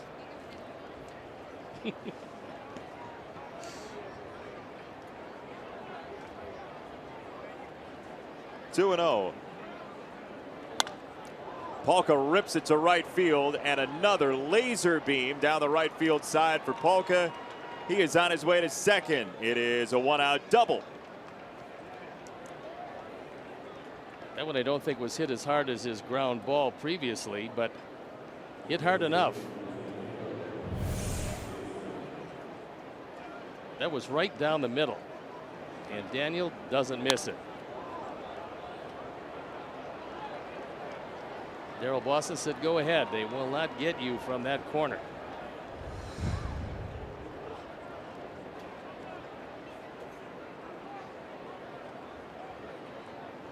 .116.4 off the bat for Polka. That's pretty good. I mean, the guy has been over 110 for all three of his balls in play so far today.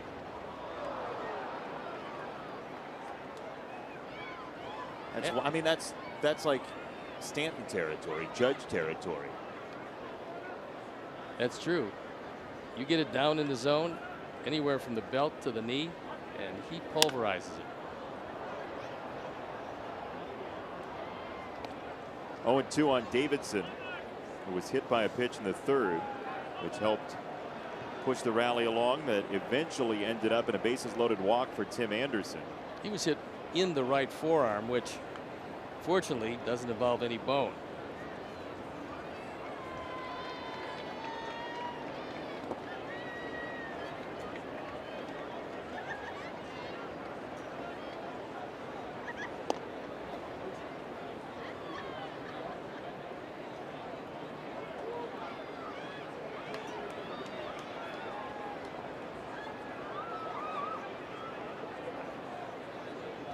One ball, two strikes. Polka at second, one down, fifth inning. The winner gets the series after the White Sox won the opener. Red Sox yesterday, and now Sandy Leon goes out to talk to Porcello. Hey, while we have an instant, Family Sundays feature tickets as low as $5 in the upper level, $15 in the lower level, and parking for only $10. Plus, special family-focused activities located throughout the ballpark. Family Sundays, proudly presented by Coca-Cola. Coca-Cola, taste the feeling. Visit whitesox.com/Sundays to buy your tickets today. In old friend news, Clayton Richard has a no-hitter right now for the Padres in Miami. As Davidson goes after a pitch out of the zone for strike three.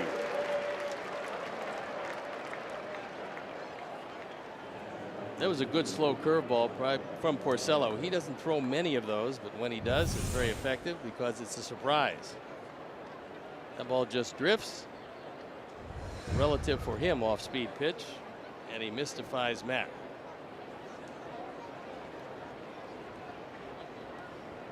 Two down, Narvaez.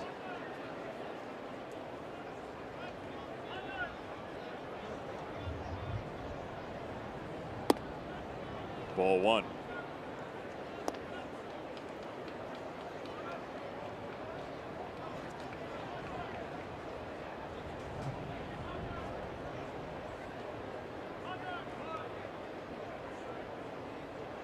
Ball and no strikes. Up the middle on one hop to Bogarts. Polka stranded. Bottom 5 after this in a 1-run game.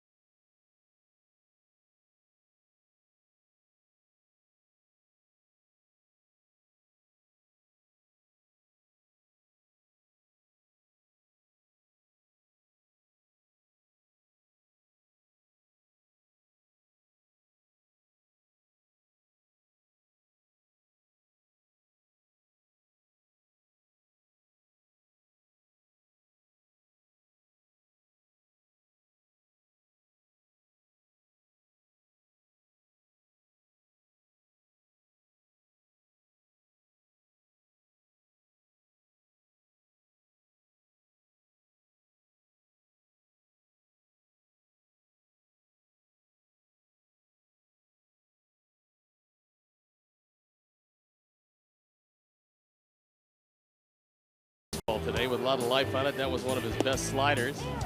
There he got the called third. Another slider. And that a pinpoint fastball.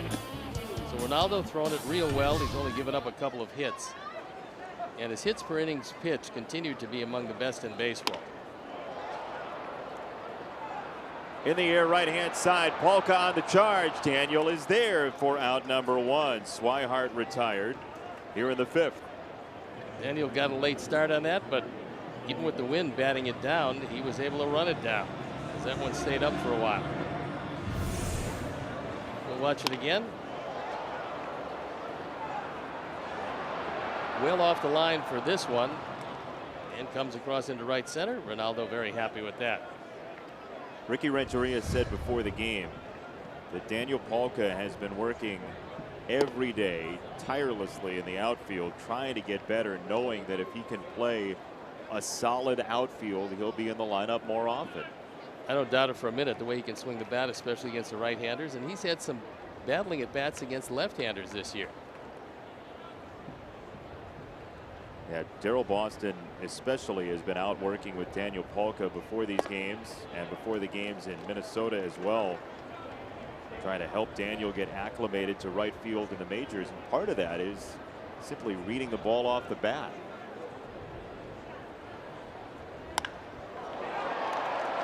That one's cracked to left center field. Charlie Tilson is back at the wall. That ball clangs off the green monster, and Sandy Leon with a 1-out double.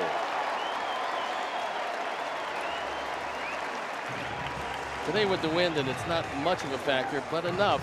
It's blowing it toward left and left center, knocking it down toward right and right center. And that time the ball just kept on carrying. So the third hit of the game, the second double, has a tying run out at second base. This is a fastball. It's got the middle of the plate, and Leon takes it opposite way. Charlie goes up, but no chance to get this one.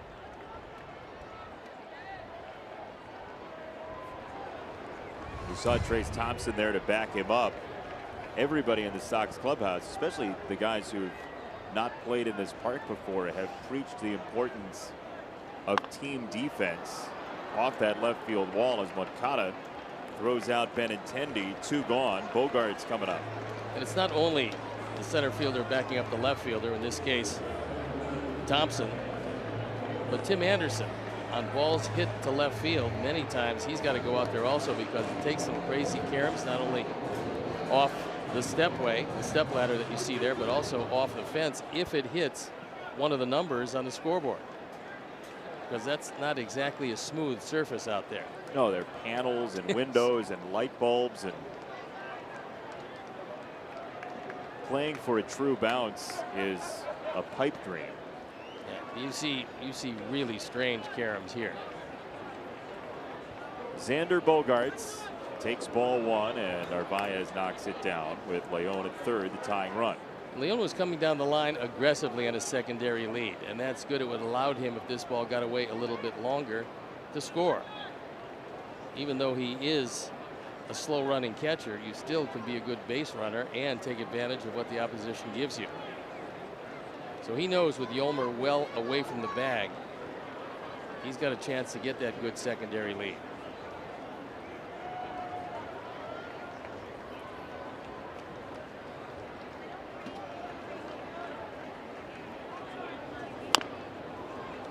Tap foul, 1 ball, 1 strike.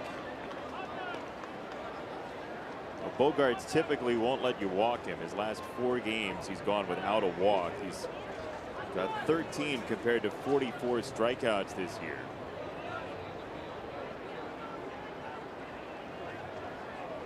Run production numbers are up. He's got 34 runs driven in.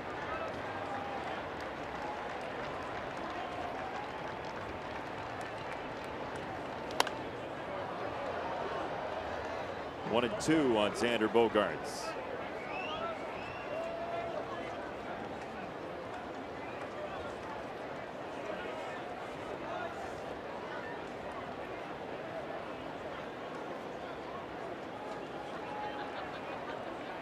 .42 of the 67 pitches from Lopez today are fastballs.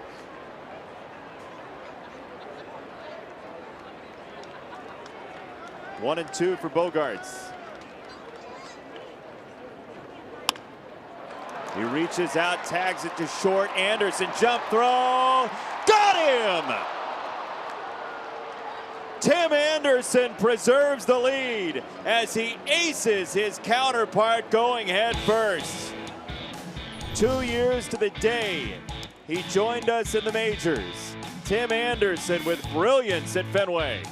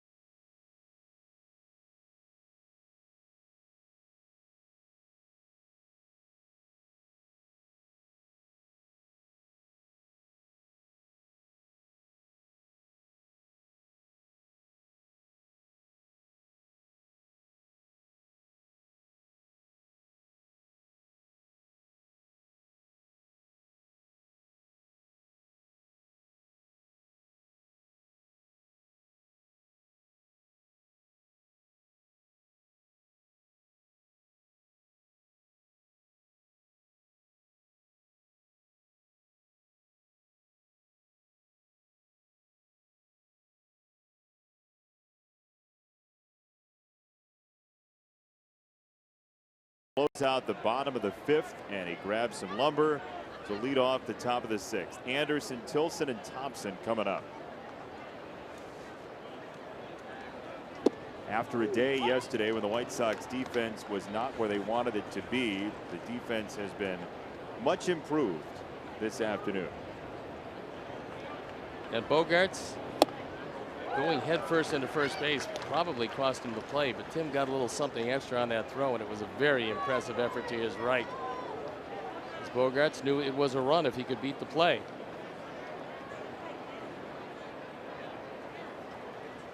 Oh, 2.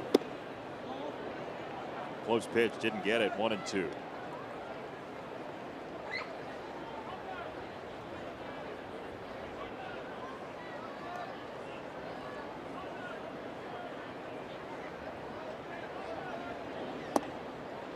Check swing.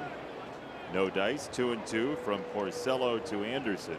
Rick Porcello, who has the baseball field at Seton Hall named after him.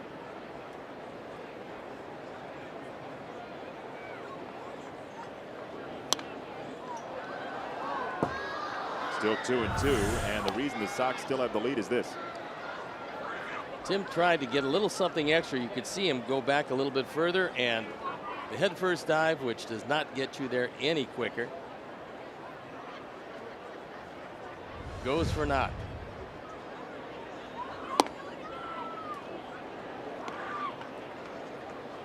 Why do people do it then? You got me. My feeling is if you'd get there faster, we'd see Usain Bolt doing it when he's sprinting for gold in the Olympics. Tim Anderson takes his second walk of the day. The last one gave the White Sox the lead. This one, the leadoff variety. That in itself is like man bites dog. 2 walks the same day and 1 drove in a run. So Porcello, who normally has pinpoint control, among the best control in baseball, has at various times today just lost that release point. 1 on, nobody out. Charlie Tilson. One of the things you have to be aware of with a left-hand hitter up is a snap throw to first base. That coming from Leone. However, this is a wonderful base running situation for Tim Anderson.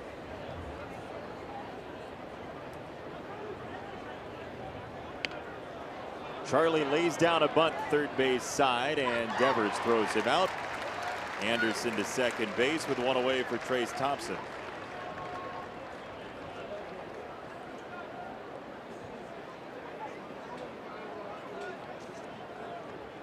At the 93 pitch mark, Heath Hembry, who we saw in the opener of this series, throwing in the pen.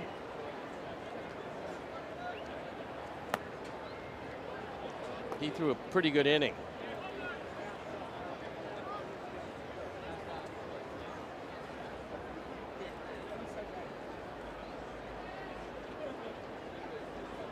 Just the 5th career multi-walk game for Tim Anderson.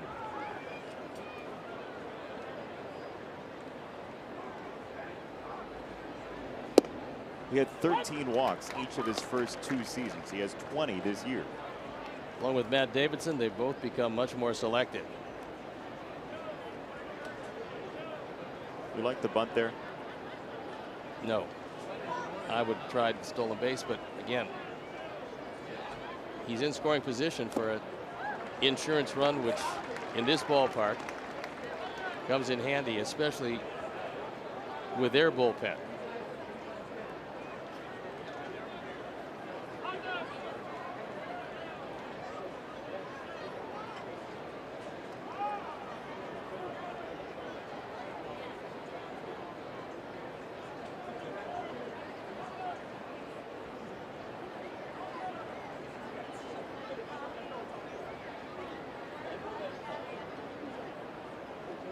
Anderson at second, 0-2 on Thompson.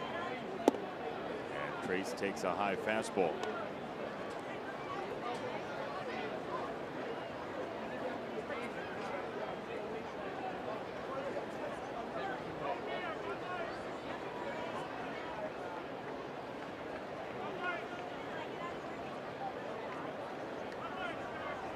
One and two.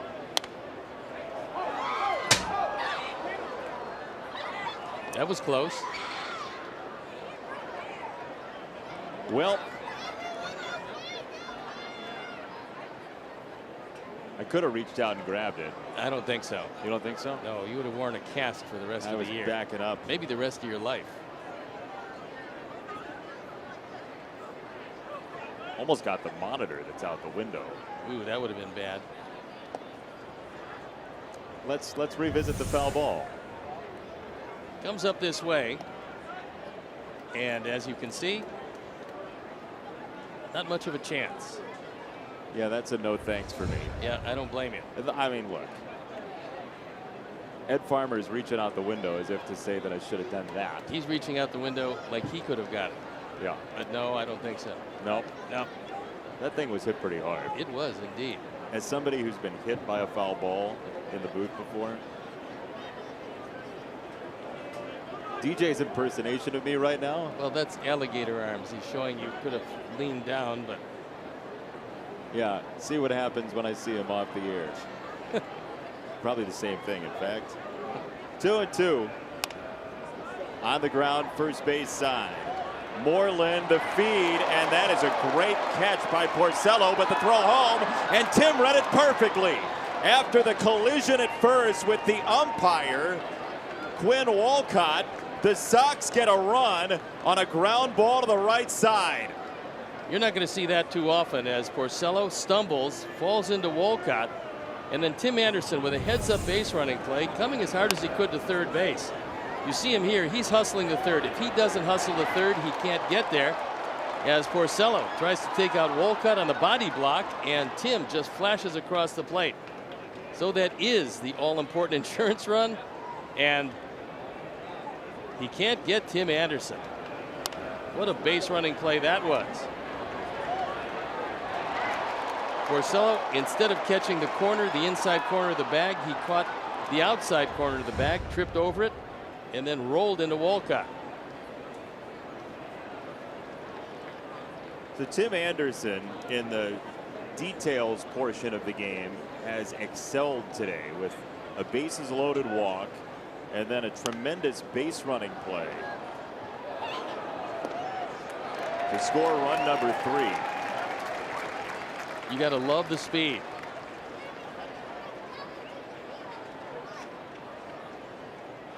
Kept the Red Sox off the board in the home 6th, the home 5th, I should say.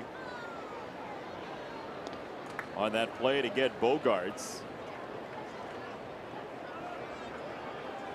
Tim reliving it with Carlos Rodon. Probably saying, I knew on the angle that he'd probably bust into Walcott, and that would be my opportunity to score.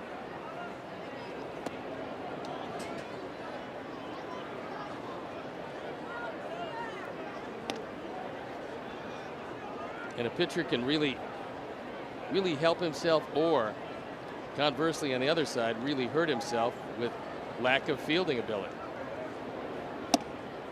If he catches the first base bag in the right spot, he's able to turn around quickly, and Tim's still at third base. I think he was a little panicked because he saw Trace so close to it, don't you? I just think he didn't right his footwork and caught the wrong part of the bag.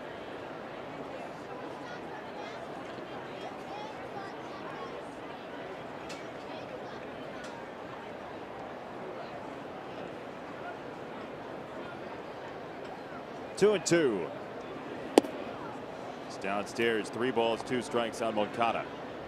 Tried the backdoor cutter, but down and out of the zone.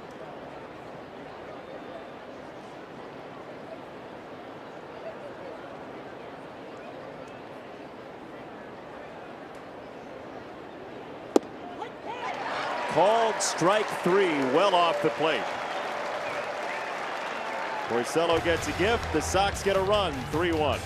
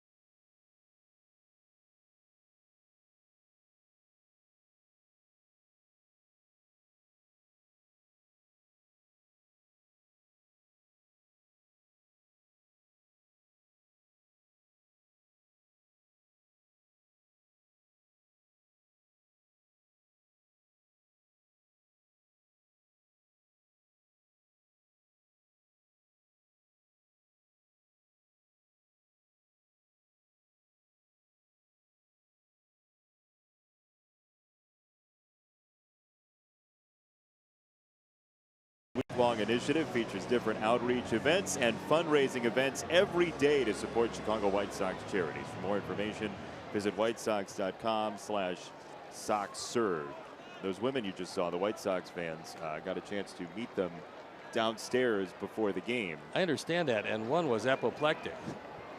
They were having what they call a sistercation, which is where evidently the four sisters get together and go see a baseball game. But they said, you know, my son Logan would love to talk to you and to Steve. And so as I'm talking to one of the women, they called Logan the son. And I said, Logan, why did you, if you're such a big White Sox fan, why would you not get invited to this trip?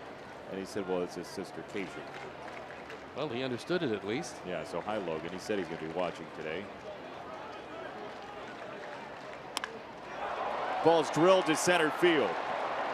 Thompson is back at the wall. This does stay in the park. And Moreland squeals the brakes. So that is a dart of a single, but only one base.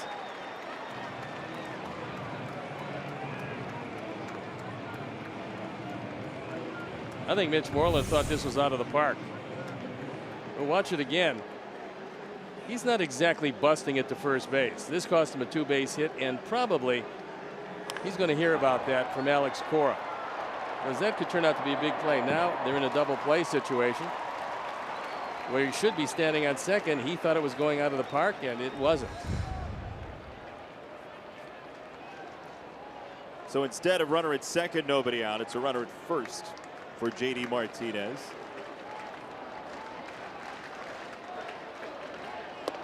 And Lopez greets him off speed, strike one. When he went to get him last time up in a key situation, he got the ground out to third base by staying inside and staying down.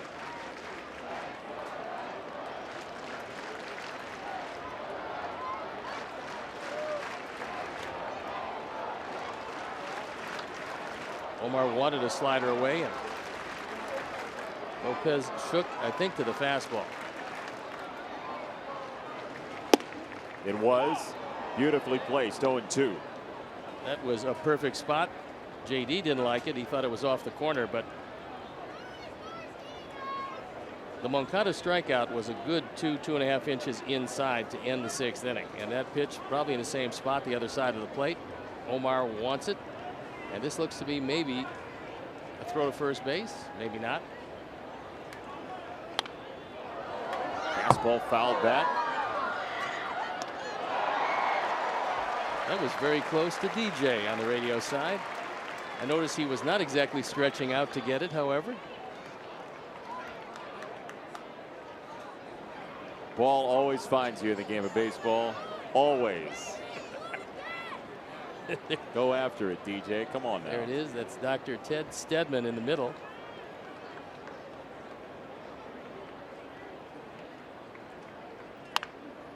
On the ground left side, Sanchez cuts it off. Moncada the turn. Double play.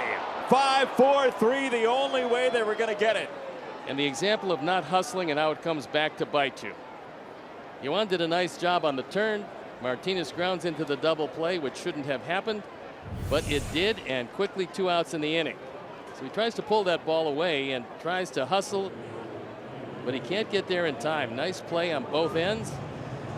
And Ronaldo ecstatic with this. Pretty demonstrative on the mound, Ronaldo Lopez. Very much in the game mentally. Well, he also lets his fielders know when they made a good play. Yep. Each and every time he will applaud them, gives them the high glove clap over his head when they make a good play in the outfield, and lets them know in the infield. Next Halloween, kids are going to be dressing up as Ronaldo Lopez's high glove clap. He keeps doing it as much as he does. Hopefully he'll do it a whole lot more.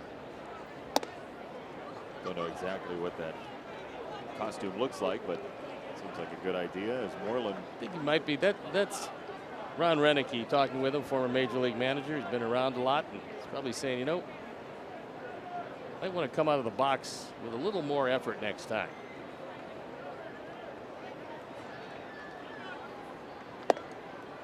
It wasn't exactly stop and watch, but it also wasn't Well, you could full tell. throttle. You could tell when he got to first base, he started to accelerate, but it was too late at that point.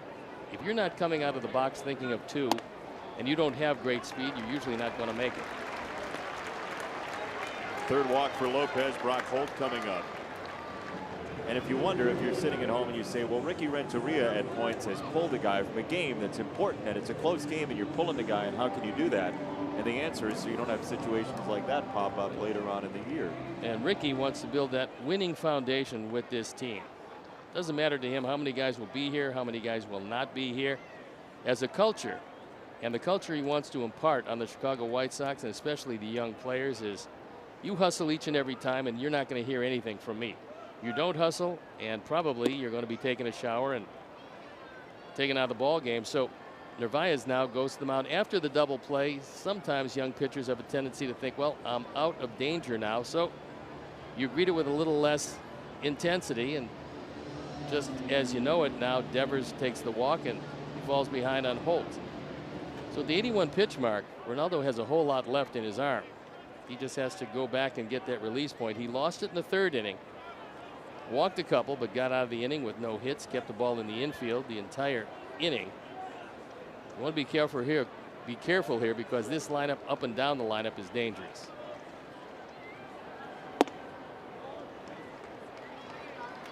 Two 2-0 on Holt. Jackie Bradley Jr. next. 82 pitches for Lopez.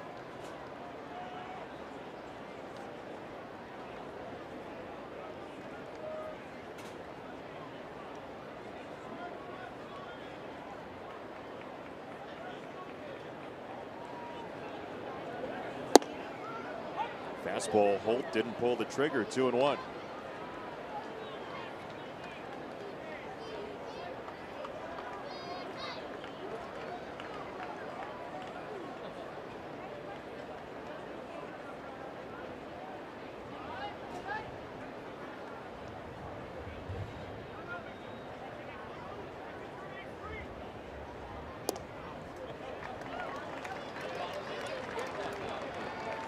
Lopez didn't walk anybody in the 1st, 2nd, 4th, and 5th. He walked 2 in the 3rd. He's walked Devers here in the 6th. And Jackie Bradley Jr. awaiting a chance.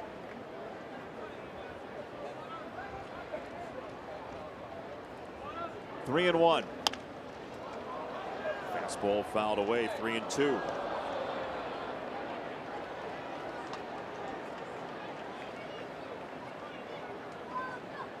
What's your 3-2 here?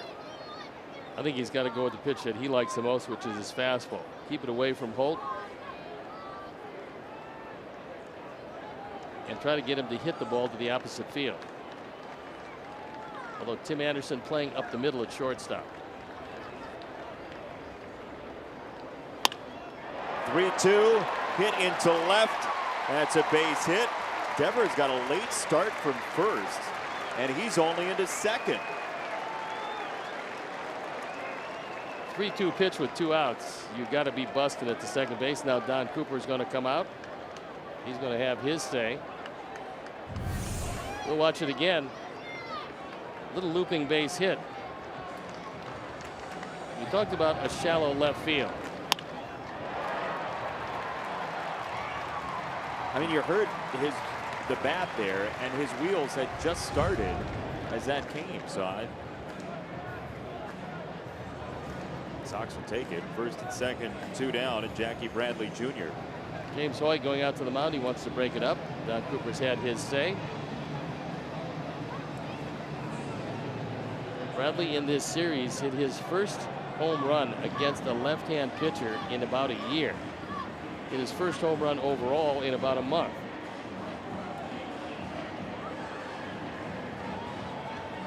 April 20th until June the 9th. He's 0 for 2. Lopez has kept him down today.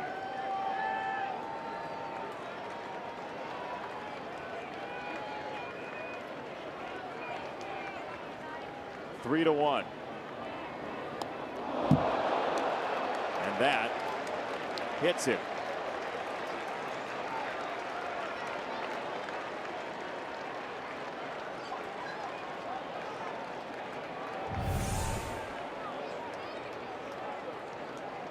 That got him right on the outside of the right knee.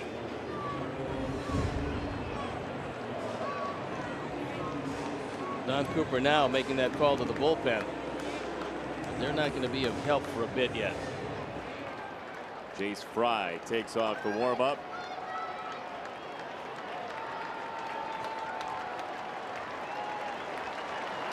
'87 pitches deep, first sign of the bullpen.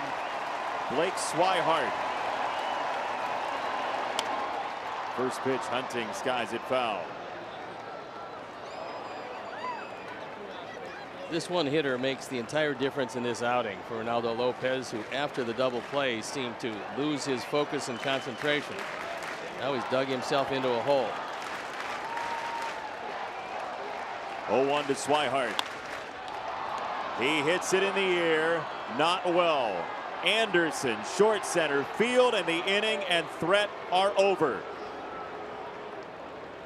Bases left loaded. Lopez got the first 2 outs thanks to Sanchez and Moncada and Davidson. White Sox by 2.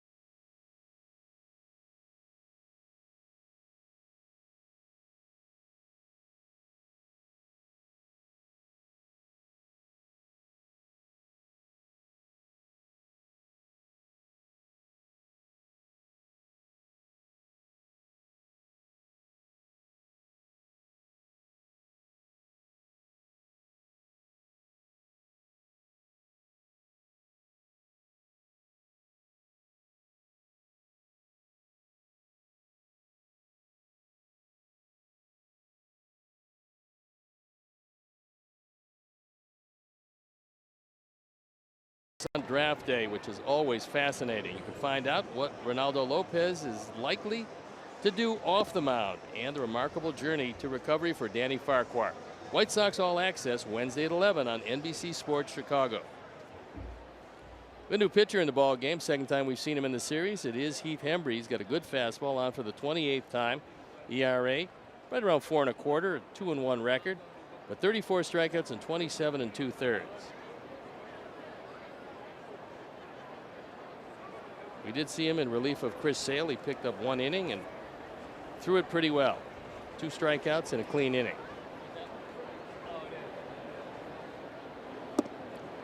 Well, this is a city that sometimes is prone to sports panic. And if the White Sox were to come in here and take 2 of 3 from Boston, it might be worth your time just for 5 minutes tomorrow to listen to Boston Sports Talk and hear what they have to say about this weekend. No, they would never exaggerate a situation like that. You don't think so? A June series? Nah. There was about a 2-year span where the inflation level of a football was the hot topic here. So that can happen on occasion. Oh yeah. You saw the standings right there. Yeah, they look pretty good. I would say this is a good baseball team, going to be there all year, and the question is the consequential injuries for one team or another as we move down the lane. Yankees are hot, winners of 4 in a row, 9 of their last 10, and they've taken the half-game lead. Toronto Tampa Bay, Baltimore, not in that order, playing for a draft pick. Yankees are at the Mets tonight. It's the Sunday night game. But again, Boston without Mookie Betts is a different team. They're not pedestrian, but they're certainly not a 700 winning clip team. No, he's going to be back certainly within 2 or 3 days.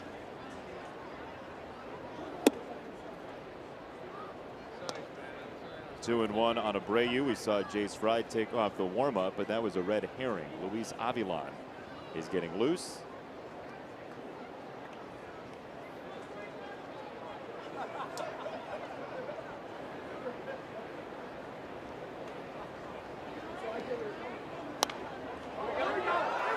They're aiming at you here today.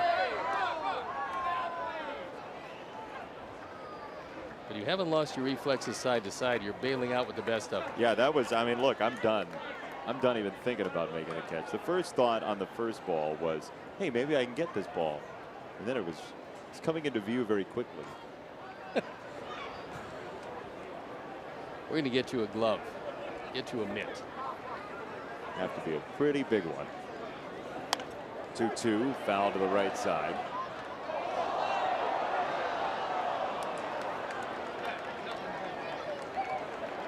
Again, this White Sox team, yes, the record is not where you want it. However, this has been the best stretch of baseball we've seen in 2018, bar none. There is no doubt about it. They've had some great moments, not only on the last series against Milwaukee at Guaranteed Rate Field, but on this entire road trip.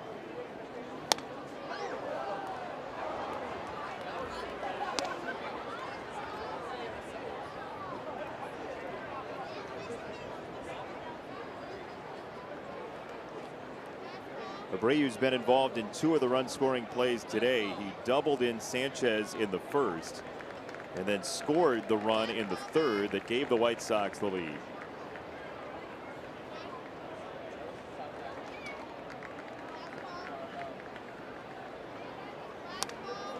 Jose stays alive again.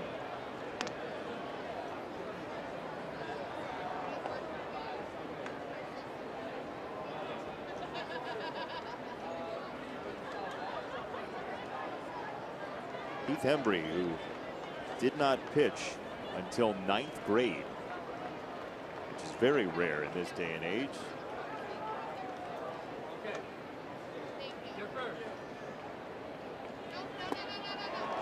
He gets strike 3 on Abreu, 2 down.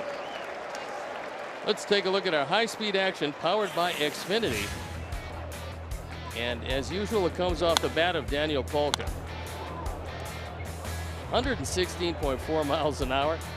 Well, 11-degree launch angle because it's hard to launch line drives, and that was a line drive rocket. Run into a 2-base hit. So Porcello is done for today. 6 innings, 3 runs, 5 hits, 3 walks, 5 strikeouts. The reason the 3 walks are important, 2 of them scored. And for a guy with pinpoint control, the walks came back to bite him here this afternoon.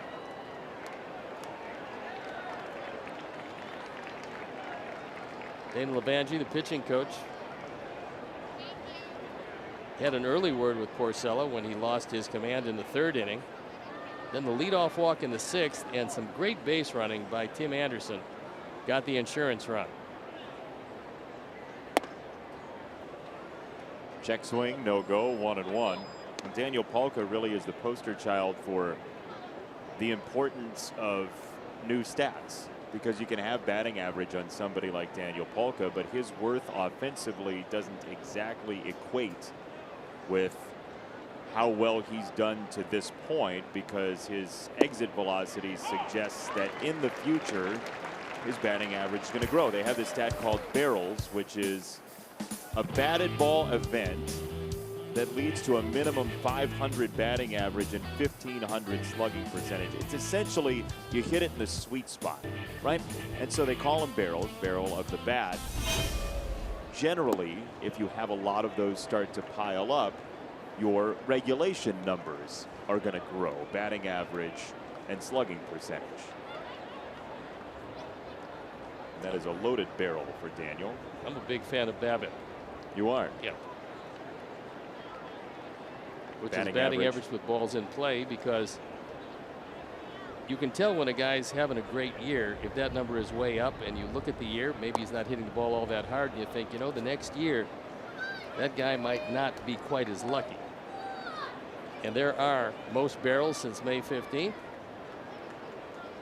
Mike Trout on top of most leaderboards with Benintendi, Martinez, Max Muncy, and Salvi Perez back and healthy now and hitting the ball hard.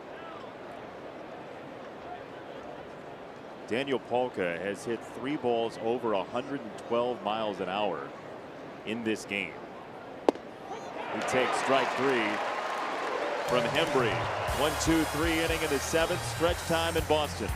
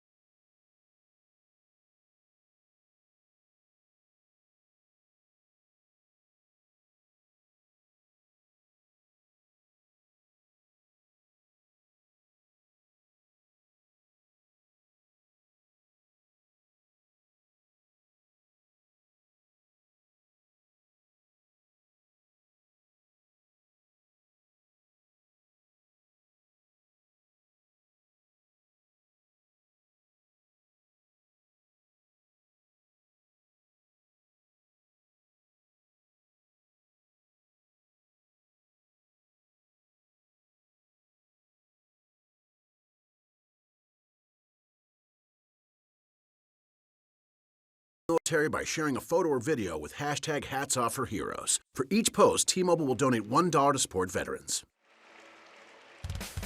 It's our T-Mobile Hats Off for Heroes, and Dustin Pedroia, who founded Pedroia's Platoon.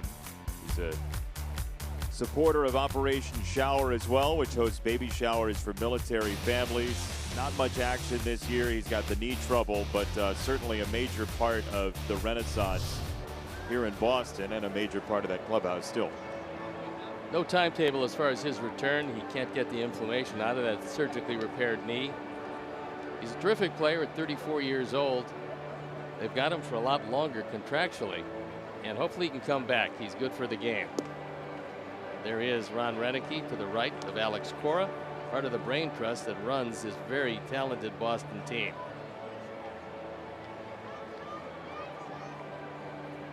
A very talented Boston team that's been held down offensively by the White Sox in this series. 5 runs for Boston through 24 innings. And I'm thinking here, as you look at the numbers, pretty impressive so far for Ronaldo, as they usually are.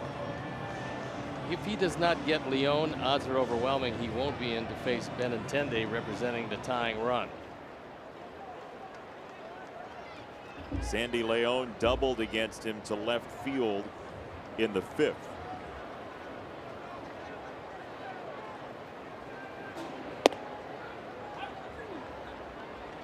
.94 on the first pitch for strike 1. 5 hits allowed by Reynaldo Lopez. 5 hits allowed by Rick Porcello.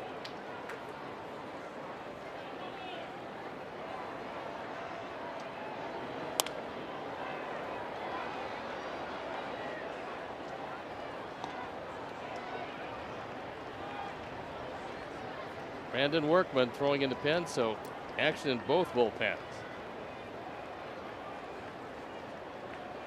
Dylan Covey started out with a great start in the opener of this series.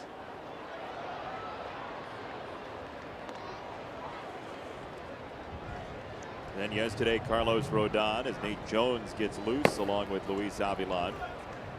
It'll be Jones for Bogarts and Avilan for Benintendi. But let's hope they get Leon at the top. You think regardless it'll be the bullpen, or you think if he gets Leon, Benintendi might face Lopez? I think it depends on what Lopez might have told Ricky Renteria between innings. Swing and a miss, strike 3 as he buried one. And 1 down. Nice stop by Omar on that hard slider in the dirt.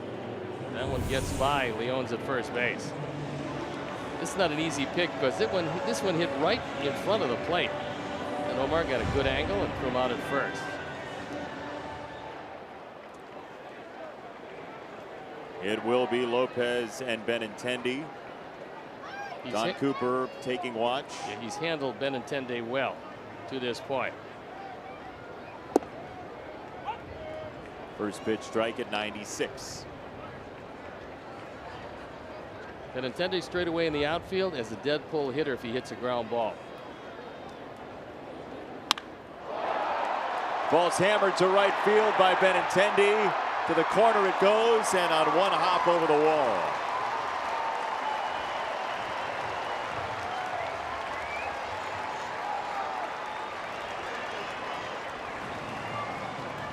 So I think Ricky is going to go out there as soon as Don Cooper hears that Nate Jones is ready to go. If he answers in the affirmative, then I think it'll be Jones against Bogarts as Benintendi gets a fastball in and drills it. Fortunately, it did stay in the park. Takes a hop, and it's a double.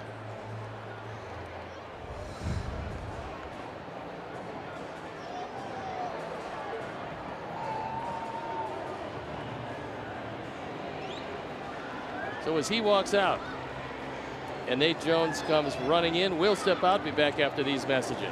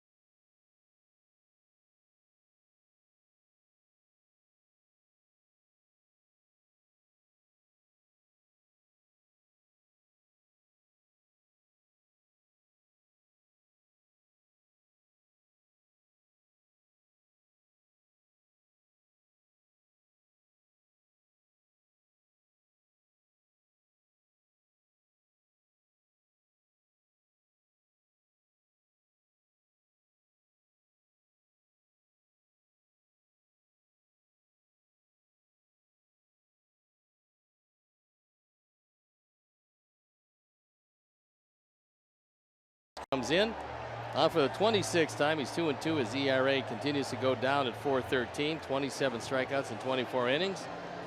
We've seen him in the series. He threw it very well, and he's got to go with 1 out and get 2 more against the middle of the order. Reynaldo Lopez. He's charged with Benintendi, who's on second base.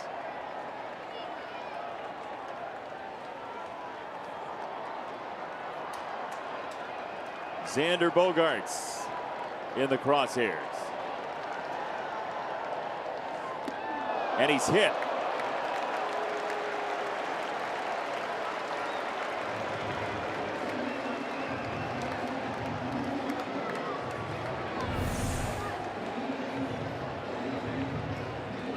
Got him on the elbow. Last thing you want to do, put the tying rod on. Ahead of the Thunder, Moreland and Martinez.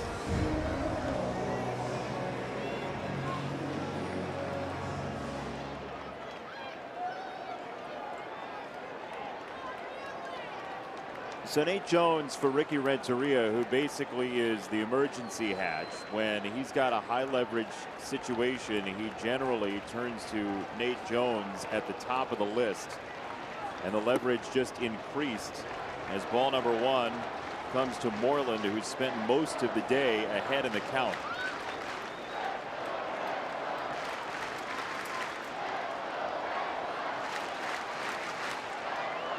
Jace Fry throwing.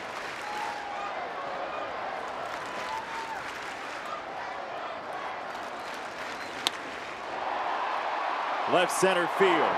Thompson on the move, and he is there just left of center for route number 2. And this White Sox bullpen has avoided trouble for the most part in this series at Fenway Park. They've been untouchable. 6 scoreless innings to this point. It was Fry, it was Jones, it was Soria. All of them with a spotless inning. And yesterday, that was a good one. Xavier Cedeno comes on. He throws unbelievably well. So the pen has been good. And Nate's got one big bullet to dodge. And he's baseball's best at home runs and runs batted in. JD Martinez looks at ball 1.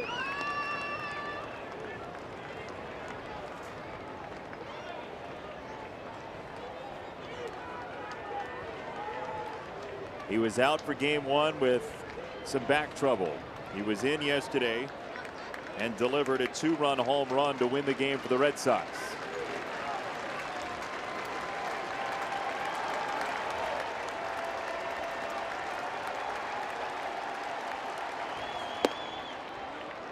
Fastball missed, 2-0.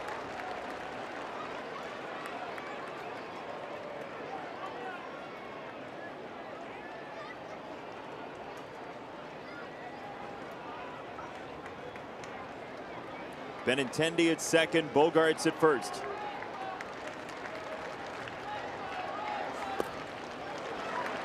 (3-0) on Martinez. So now what? You swinging here? I'm letting him swing. He gets a fastball down the middle.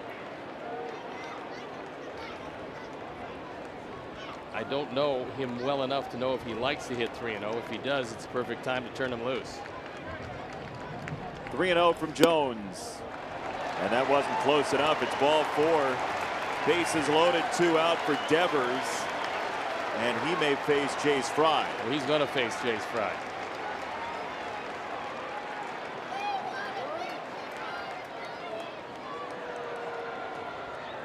Bases loaded, 2 out. And a battery of left-handers on the way for Boston. In his second season in the majors, Jace Fry with an important spot for the White Sox. 3-1 with the bases loaded when we come back.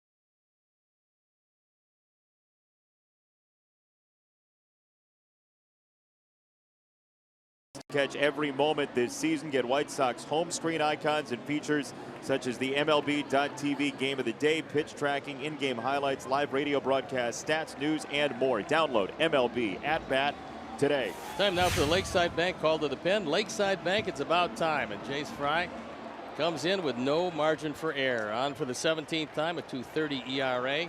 He's facing Eduardo a pinch Nunez. hitter, a good pinch hitter in Eduardo Nunez. So Devers is down, Nunez is on. First one is down. 1 ball, no strikes. Fry struck out Devers 2 nights ago in the series opener, so he takes a seat. Nunez the batter.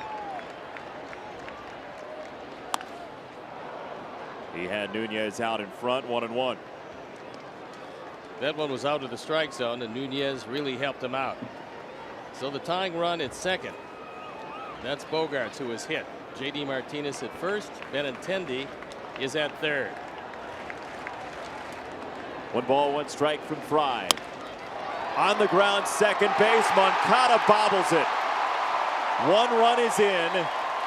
It's 3-2. Brock Holt the batter. 7th error of the year for Moncada. Makes it a 1-run game. Ricky Renteria said before the game he felt like Moncada might feel like he had something to prove in this ballpark after the trade a couple of years ago, and here he couldn't handle this 2-out hopper.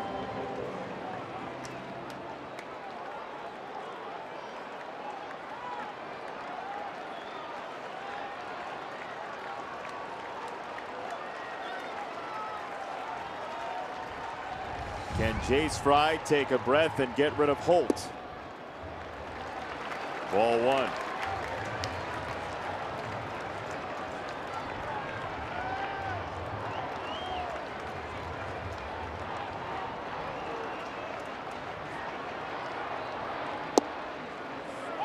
That one's in for a strike. 1 ball, 1 strike.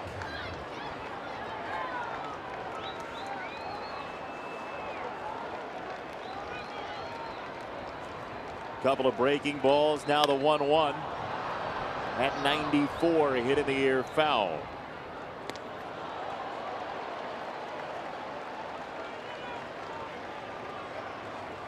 Holt normally makes contact. He's 18 strikeouts this year. Make it 19 with a strikeout today, and that's just over 100 innings. 100 at bats, rather.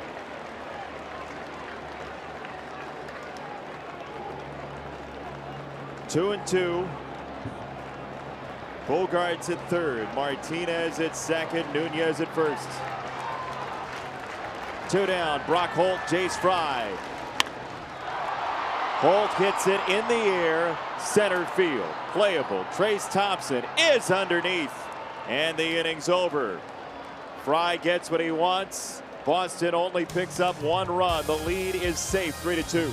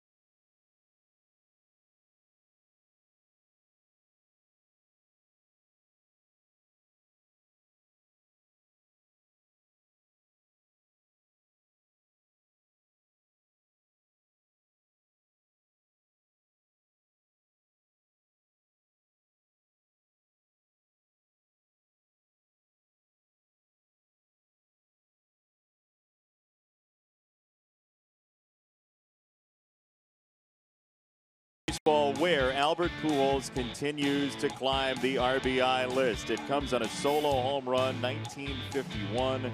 He goes past Stan Musial for 7th place, up to 6th.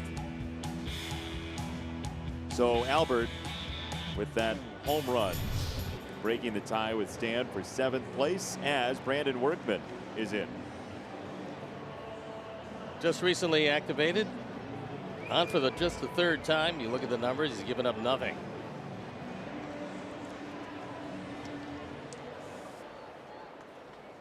Heath Hembry, a 1-2-3 7th.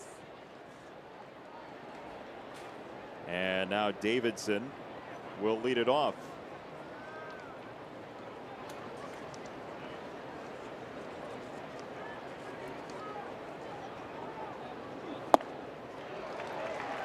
Strike 1.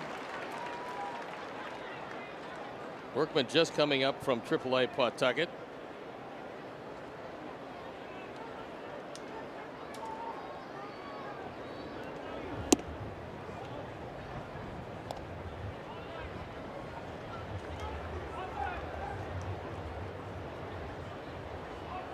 Just down the road in Rhode Island.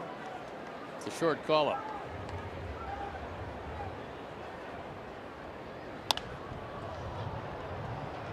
There have been guys in the past, and I think Jalen Beeks is one of them, the starter on Thursday night against the Tigers for the Red Sox, a call-up from AAA, who have shared a place with a couple of teammates halfway in between. That'd be a bad idea, especially if you're making a AAA salary, but you think you're good enough to play in the major leagues. Usually at some point early on before the season, you'll get an indication, at least you'll have a feeling of whether or not you're going to at least be in AAA and be one of those fringe guys in the majors, and you can go ahead and do that. Otherwise, you're just wildly optimistic. That's right. And AA is in Portland, Maine, so that's going to be quite the haul.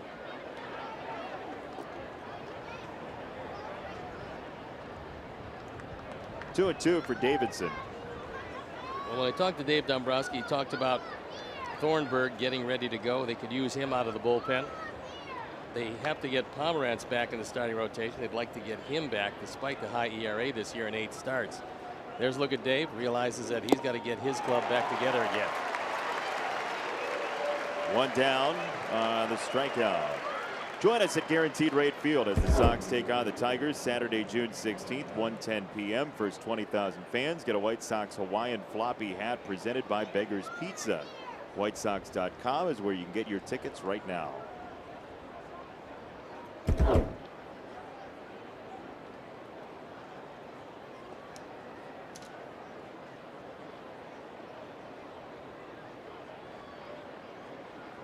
One out and Omar. For strike 1. Boston in the bottom of the 8th will have the 7, 8, and 9 hitters. Bradley, Swihart, and Leone. Only 2 available offensive players on the bench, Vasquez and Travis.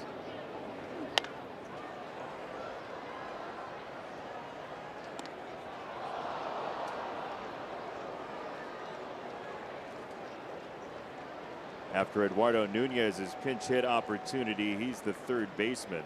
Straight switch for Devers. No movement elsewhere on the infield.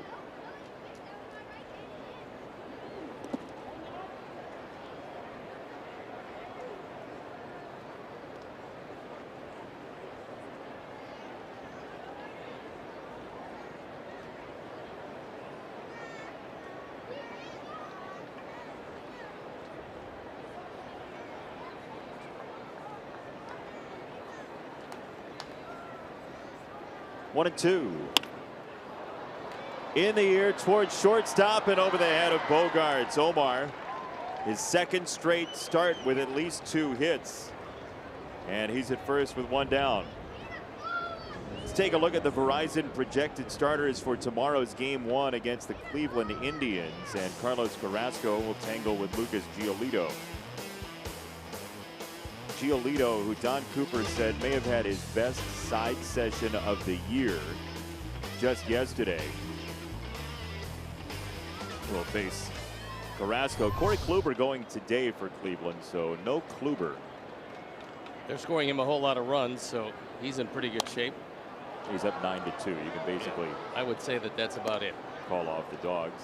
Even with a bullpen that is less than overwhelming until you get to the back end of it.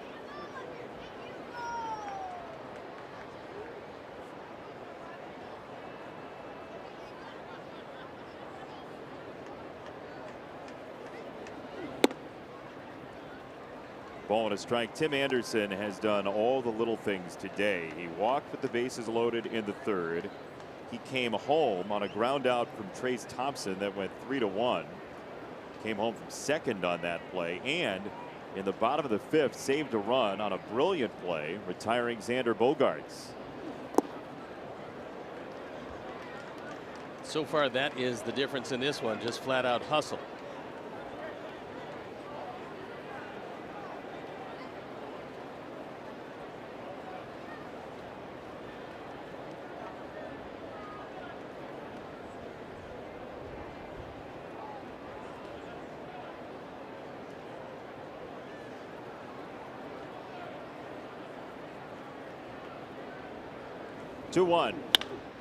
That ball is hammered to left by Tim Anderson.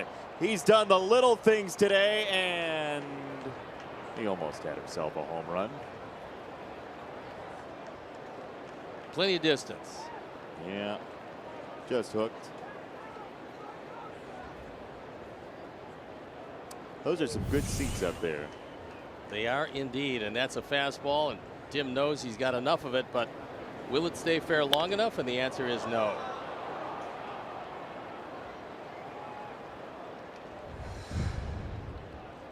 Two and two.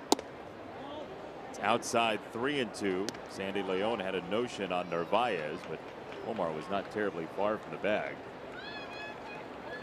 Looked to me like he was looking at second base, thinking maybe Omar was going to go. That would have been an upset.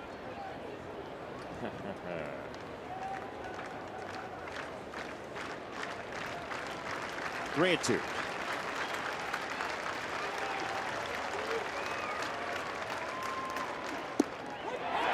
Called strike 3 in the zone. Workman takes care of Anderson, 2 down. Well, Tim looked back at James Hoy, but that was a good pitch. He just probably got outguessed on that little slider and had the whole plate.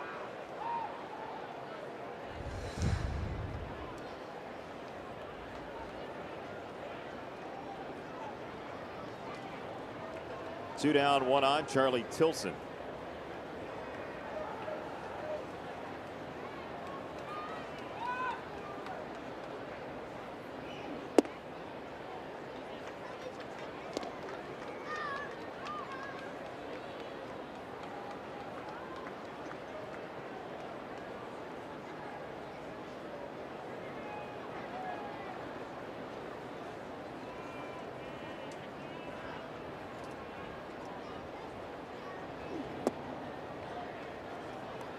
That's down 2-0. The White Sox will go home. Told you about the 4-game series with Cleveland and 3 against Detroit. It's Friday, Saturday, Sunday. Couple of day games on the weekend. Then 3 in Cleveland and 4 at home with Oakland. Then the next off day on June 25th.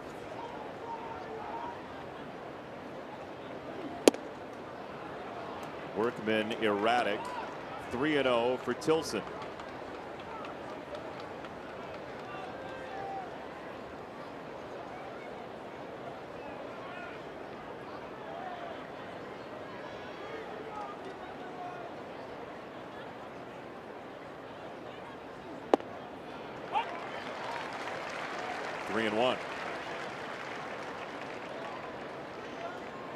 Reynaldo Lopez started this game for the White Sox 6 1/3, 6 hits, 2 runs, 1 earned.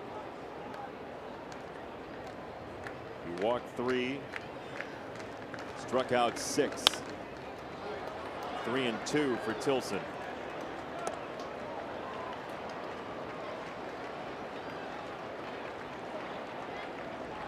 The advantage here, if there is one, is that Narvaez will be off with the pitch.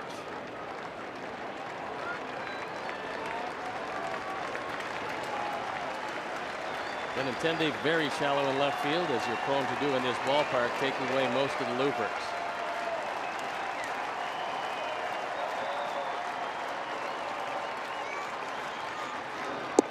He snaps off a breaking ball for strike 3. Workman fans all 3 outs. 3-2.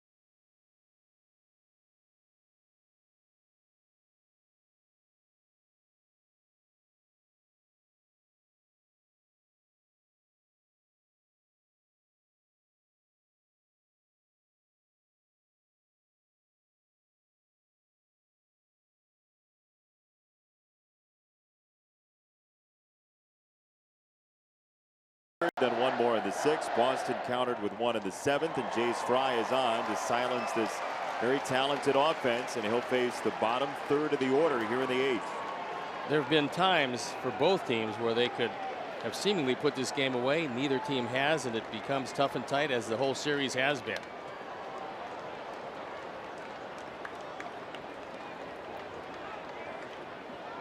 What's interesting and what's wonderful about this game is the fact that Jace Fry last year was in no situations like this. And this year, because of his abilities coming back and throwing the ball as well as he's had, he's got the confidence of his manager. Yeah, there are players who come into spring training and lobby for a spot. And there are players who come into spring training and throw like they deserve a spot. And sometimes there's no spot for them until later on in the year. And that's what happened with Jace. Who gets a ground ball to second. Moncada secures it. 1 down. He was just a different guy when he came back up from the minor leagues. The thing that I enjoy about him is that when he got sent down and realized he was not going to make the ball club, there's a lot of guys to be terribly disappointed by that. And he probably was emotionally, but he went down with the idea that he was going to rededicate himself, throw as well as he could, and eventually, by getting the ball over the plate with good stuff, he was going to get his opportunity to get called back. And since that's happened, he's been nails out of the pen. And this is not false confidence. I mean, he carries himself with an understanding that he belongs here. And that happened basically from go here in 2018.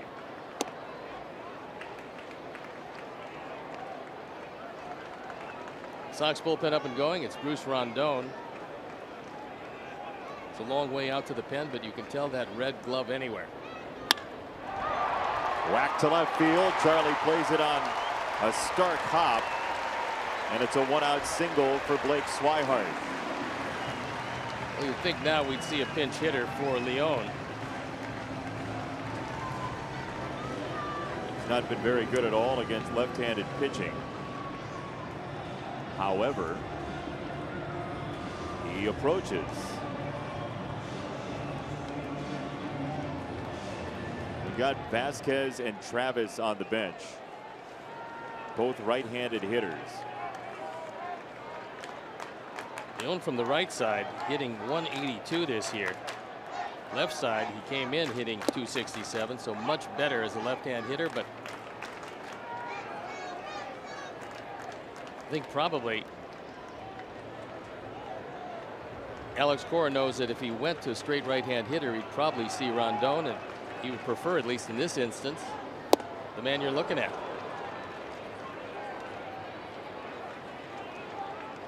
Good news there for the White Sox is Benintendi's next, and he is much better against right-handed pitching, so you can keep Fry in, and if you get Leon, deal with both.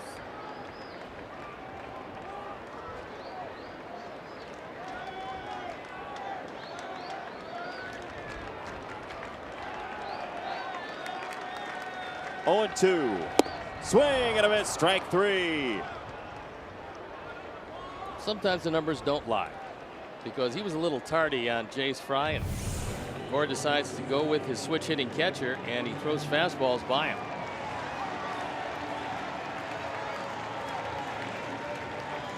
You made an interesting point, because if you go with one of those right-handed hitters, you free up Benintendi likely to face that right-handed pitcher. Well, you would think that would be the move, but Alex knows his club better than we do and chose to go with a guy having problems from the right side. So now it does fall to Benintendi in the lefty-lefty matchup. This guy just is going to get better and better. He's still very young. He's still enormously talented and a hard worker to go with it. So you add speed to a good bat, and that's a tough combination to deal with if you're the opponent. Another throw to first from Fry on Swihart.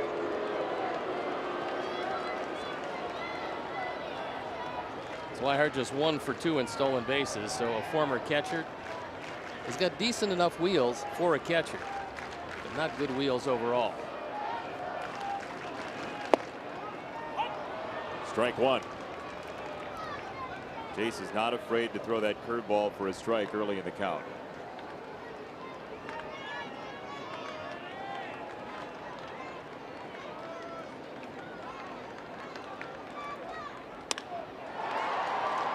In the air, Trace Thompson. That's the third out, and Jace Fry outstanding again. 3-2 after 8.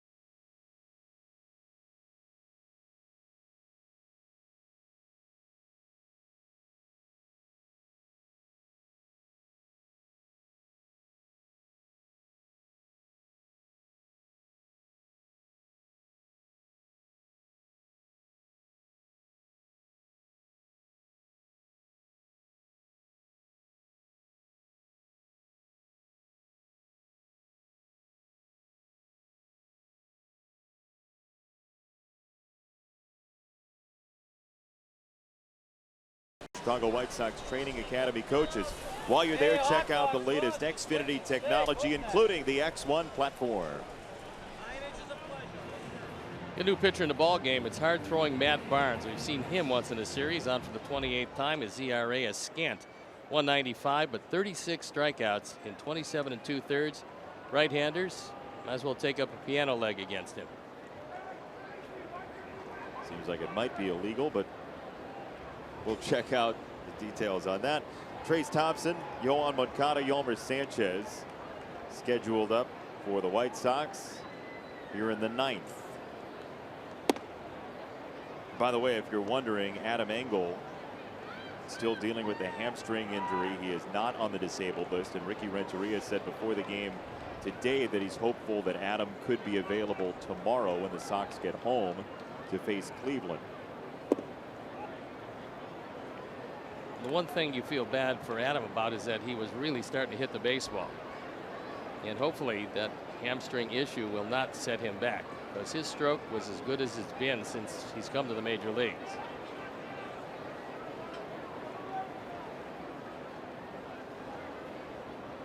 Two 2-0. 96 and up, 2-1. One thing that happens with Barnes is that he falls in love with his slider. And when you've got high 90s fastball, going to that slider a lot sometimes works against him. There's Dana Levangie, his pitching coach. He knows he's got a great arm in Matt Barnes. Fastball City, 2-2.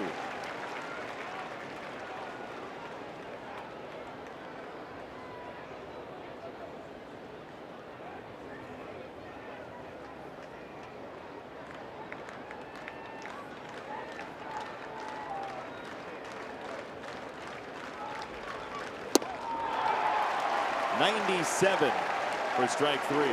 Not one pitch in the zone, but you got to make up your mind in a hurry with the hard throwing right-hander.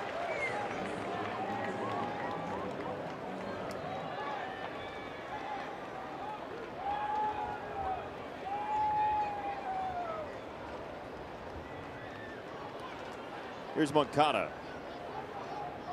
Tough series for Yohan. He's 1 for 12. He did get what became the winning run over to third on Friday night.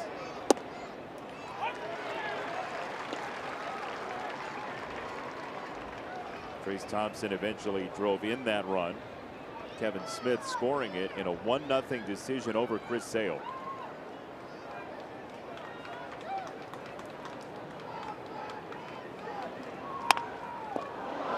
That goes off of Barnes, and he feeds it in time. It looked to me like he got him. It looked to me like Yohan on that last lunge was up in the air as the ball got into the glove. But this is a fine play by Barnes one way or the other. The ball went off him. And they're going to take a look at it, and we'll slow it down and take another look at it. Barnes gets to it. I don't know that he had possession. It's in the bare hand. And the question is, well, no, I think it trapped it against his body. Then he did not have possession. The ball beats him, but he's trapping it against his body, and the call by Quinn Wolcott. Watch it here as it starts to drift away and comes up out of the hand, and he traps it against the body, so he is safe, and that is going to go as a base hit undoubtedly. There's that affirmative second move, and there's no way Quinn Wolcott could have seen that. He was blocked out of that. I think Yohan might have thought that he actually beat the play because he couldn't see that it rolled up out of the hand into the body.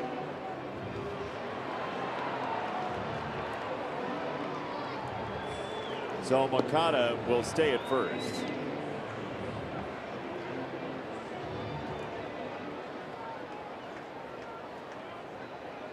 It was a very quick decision, and in the 9th inning you literally lose nothing by using your challenge because crew chief review is instituted at this point, unless for some reason you can't convince the crew chief to review a close play late in the game, and that's a you problem. No, I think that they're going to review every close play late. This becomes a huge insurance run. 1 out, 1 on, Yolmer Sanchez. And that's a lead like you're going to steal. After a long hold, there's ball 1.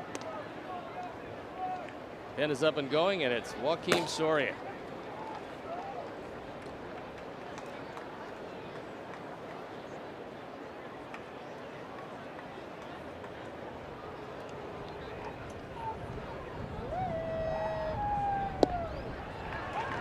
That one's in for a strike, 1-1 to Sanchez, who's 0 for 4 in his return to the starting lineup.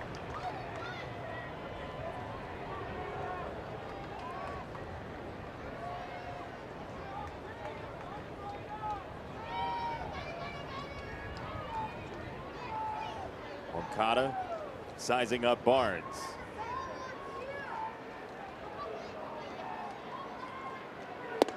No go, no throw. 2-1. That time was a slide step by Barnes. Normally he uses a more substantial leg kick, but with the threat of a stolen base and a costly one at that, he's rushing to the plate. That might cost him his control. Now the lead a little bigger at first. 2-1. That is a lengthy move to first.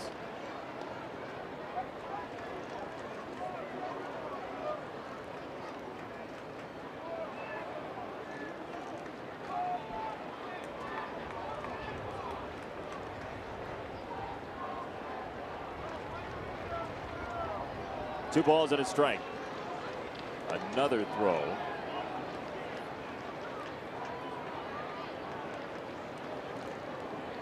Boston in the home ninth will have Bogarts, Moreland, and Martinez. You'd like a run. Yes, you would. Moncada runs. Sanchez a ground ball back to the mound, and Barnes with the throw. 2 down. Moncada to second. Looked like he got a pretty good jump there. He got a great jump, and Leon would have never been able to cut him down, but at 2-1 you're just not going to take that pitch. So he's going to be in easily at second base, but Yolmer trying to get a base hit. Tapped it right back on one hop. And they're going to walk Abreu. So Daniel Polka handed the keys here in the ninth.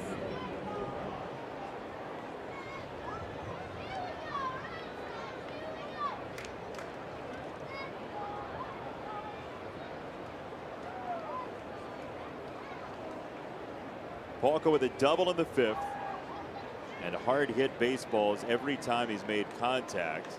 1 strikeout in the seventh, and now a meeting coming at the mound. Levangie goes to talk to his pitcher Barnes.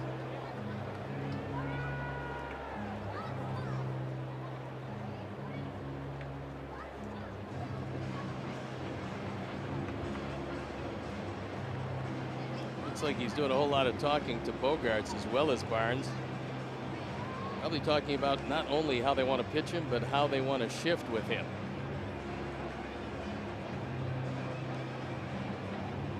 Alex Cora big into color coding.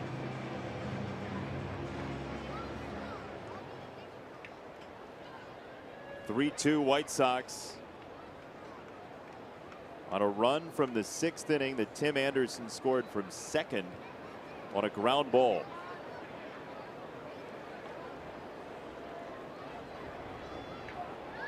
Two on, 2 out.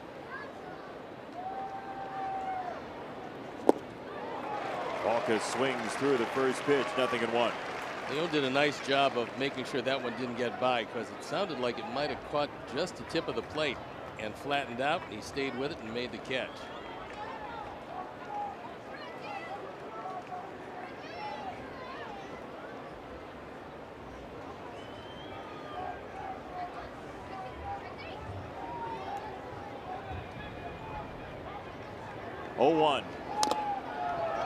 Now it's fouled away. 0-2.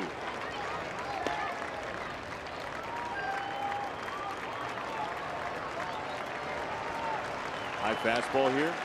I would think he'd go to that.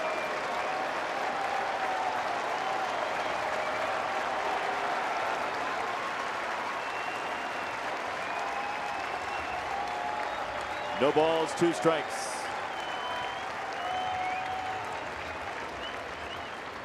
Quick signs from Leon.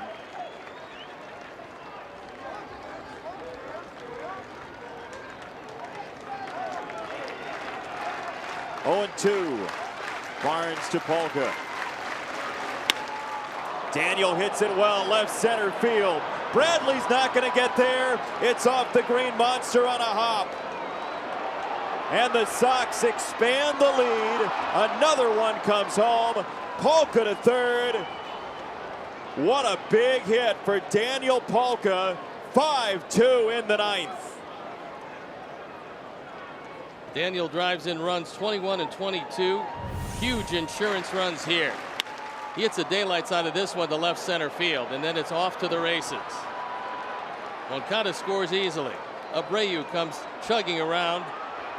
The throw is off the mark. Leon cannot corral it. And two huge runs here in the ninth inning. Just gigantic considering who's coming up for the Red Sox in the bottom of the ninth. 107 miles an hour off the bat of Daniel Polka, and that is his softest hit of the day.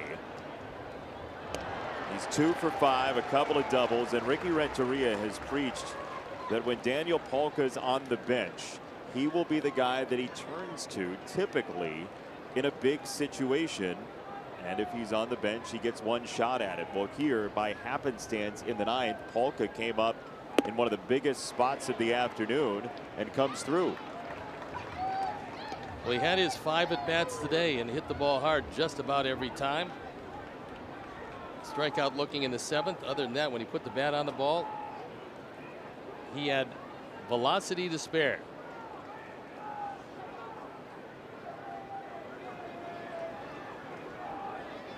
Oh, 2.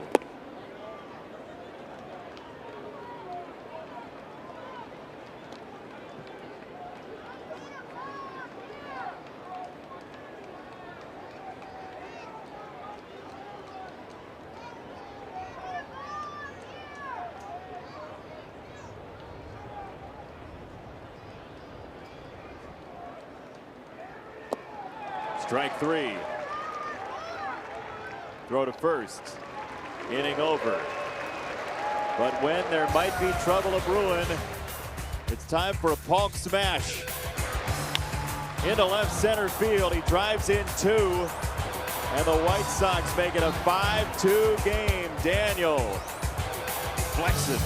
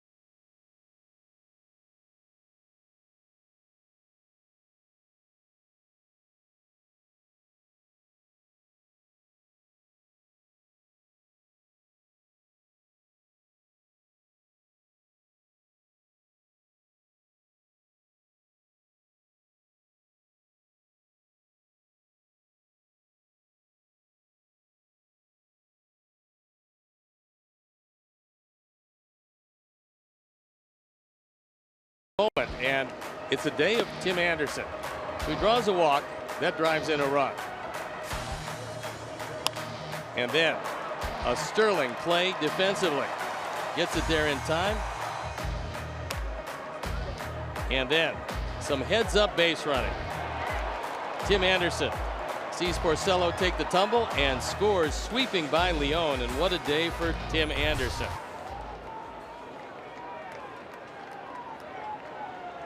Joaquin Soria in the ball game. He will face Bogarts, Moreland, and Martinez. First pitch a strike.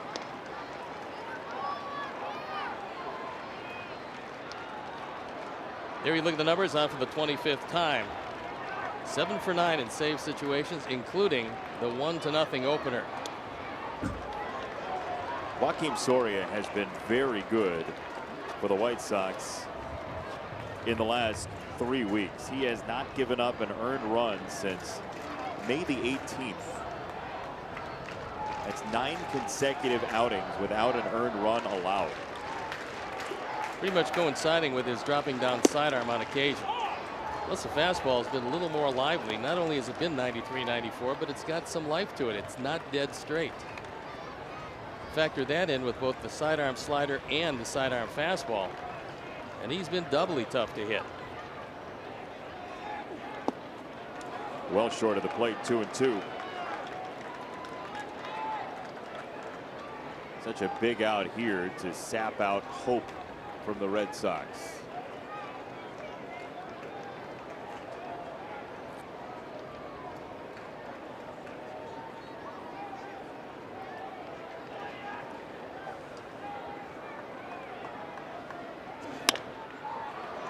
Third base side. Sanchez for out number 1. There was the sidearm fastball, and Ed Bogarts beat it into the ground.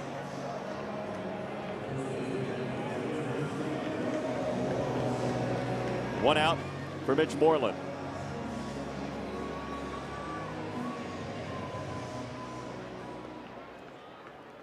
This Red Sox team, which is second in baseball and batting average starting today, second in slugging, second in doubles, second in home runs. Offensive category dynamos right now in this series have a grand total of 6 runs.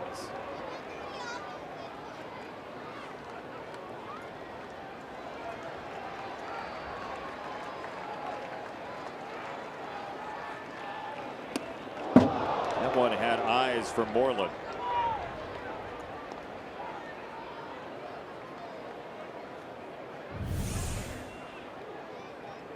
Tried to get the inside corner, almost got the inside elbow.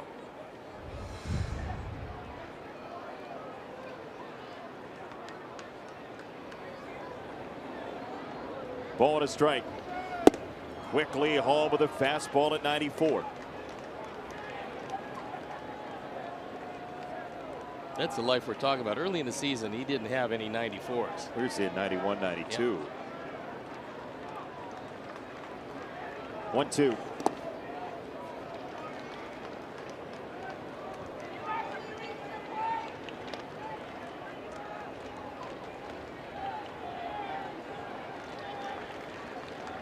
Joakim Soria takes a look out toward the outfield.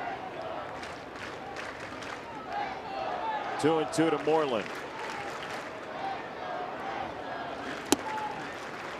Varying up the timing once again. He misses 3-2. This Red Sox ball club has been wonderful at home. They came into this one 23-10. That's the most wins in the American League. In fact, it's the most home wins in baseball.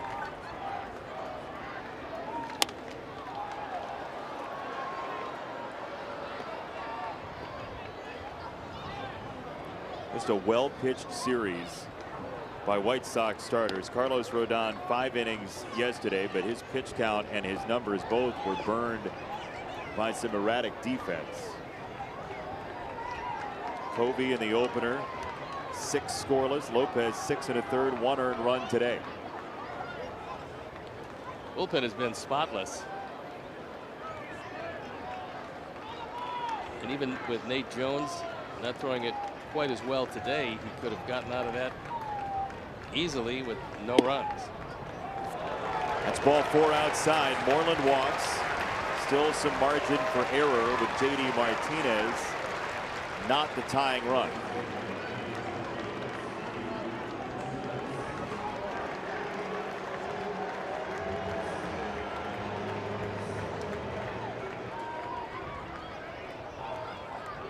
Home run leader in baseball can only make it a 1-run game, worst case scenario. And after Moreland hit a leadoff single in the 6th, Martinez grounded into a 5-4-3 double play.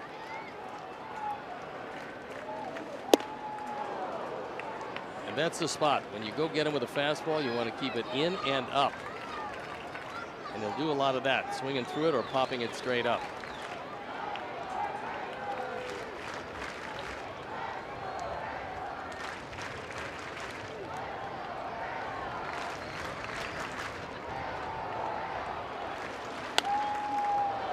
Oh, 2 on Martinez.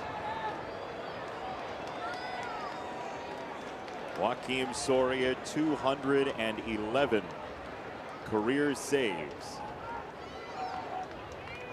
Trying to salt away a series win for the visiting White Sox at Boston.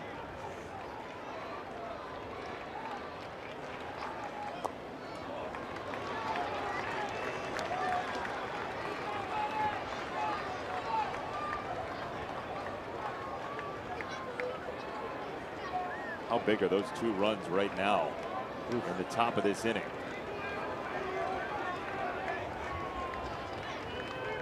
One and 2. Testing the outside, can't get a swing. 2 and 2. Well, for the moment, at least, those 2 add-on runs limited the heartburn for Ricky Renteria, courtesy of Daniel Polka.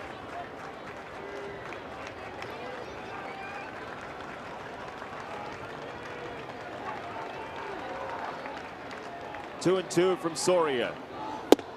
Martinez wipes out.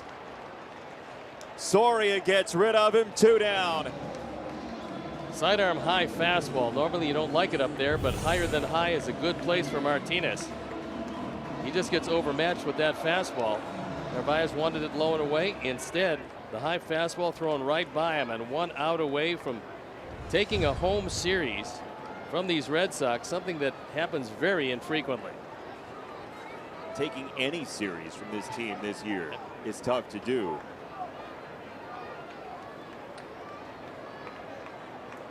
Eduardo Nunez, who pinch hit in the 7th. Moreland goes to second base. His run does not matter. Only place that might hurt is a possible fielder's choice.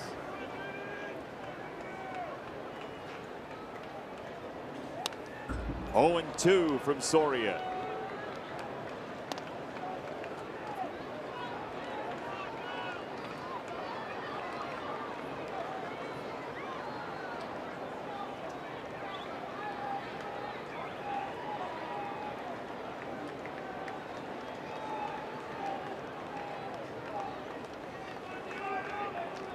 Oh, and 2. Swing and a miss, strike 3. Back-to-back weekends, the White Sox have taken series from some of the best in Major League Baseball. Milwaukee last week, 2 of 3 from the Red Sox this weekend, thanks in large part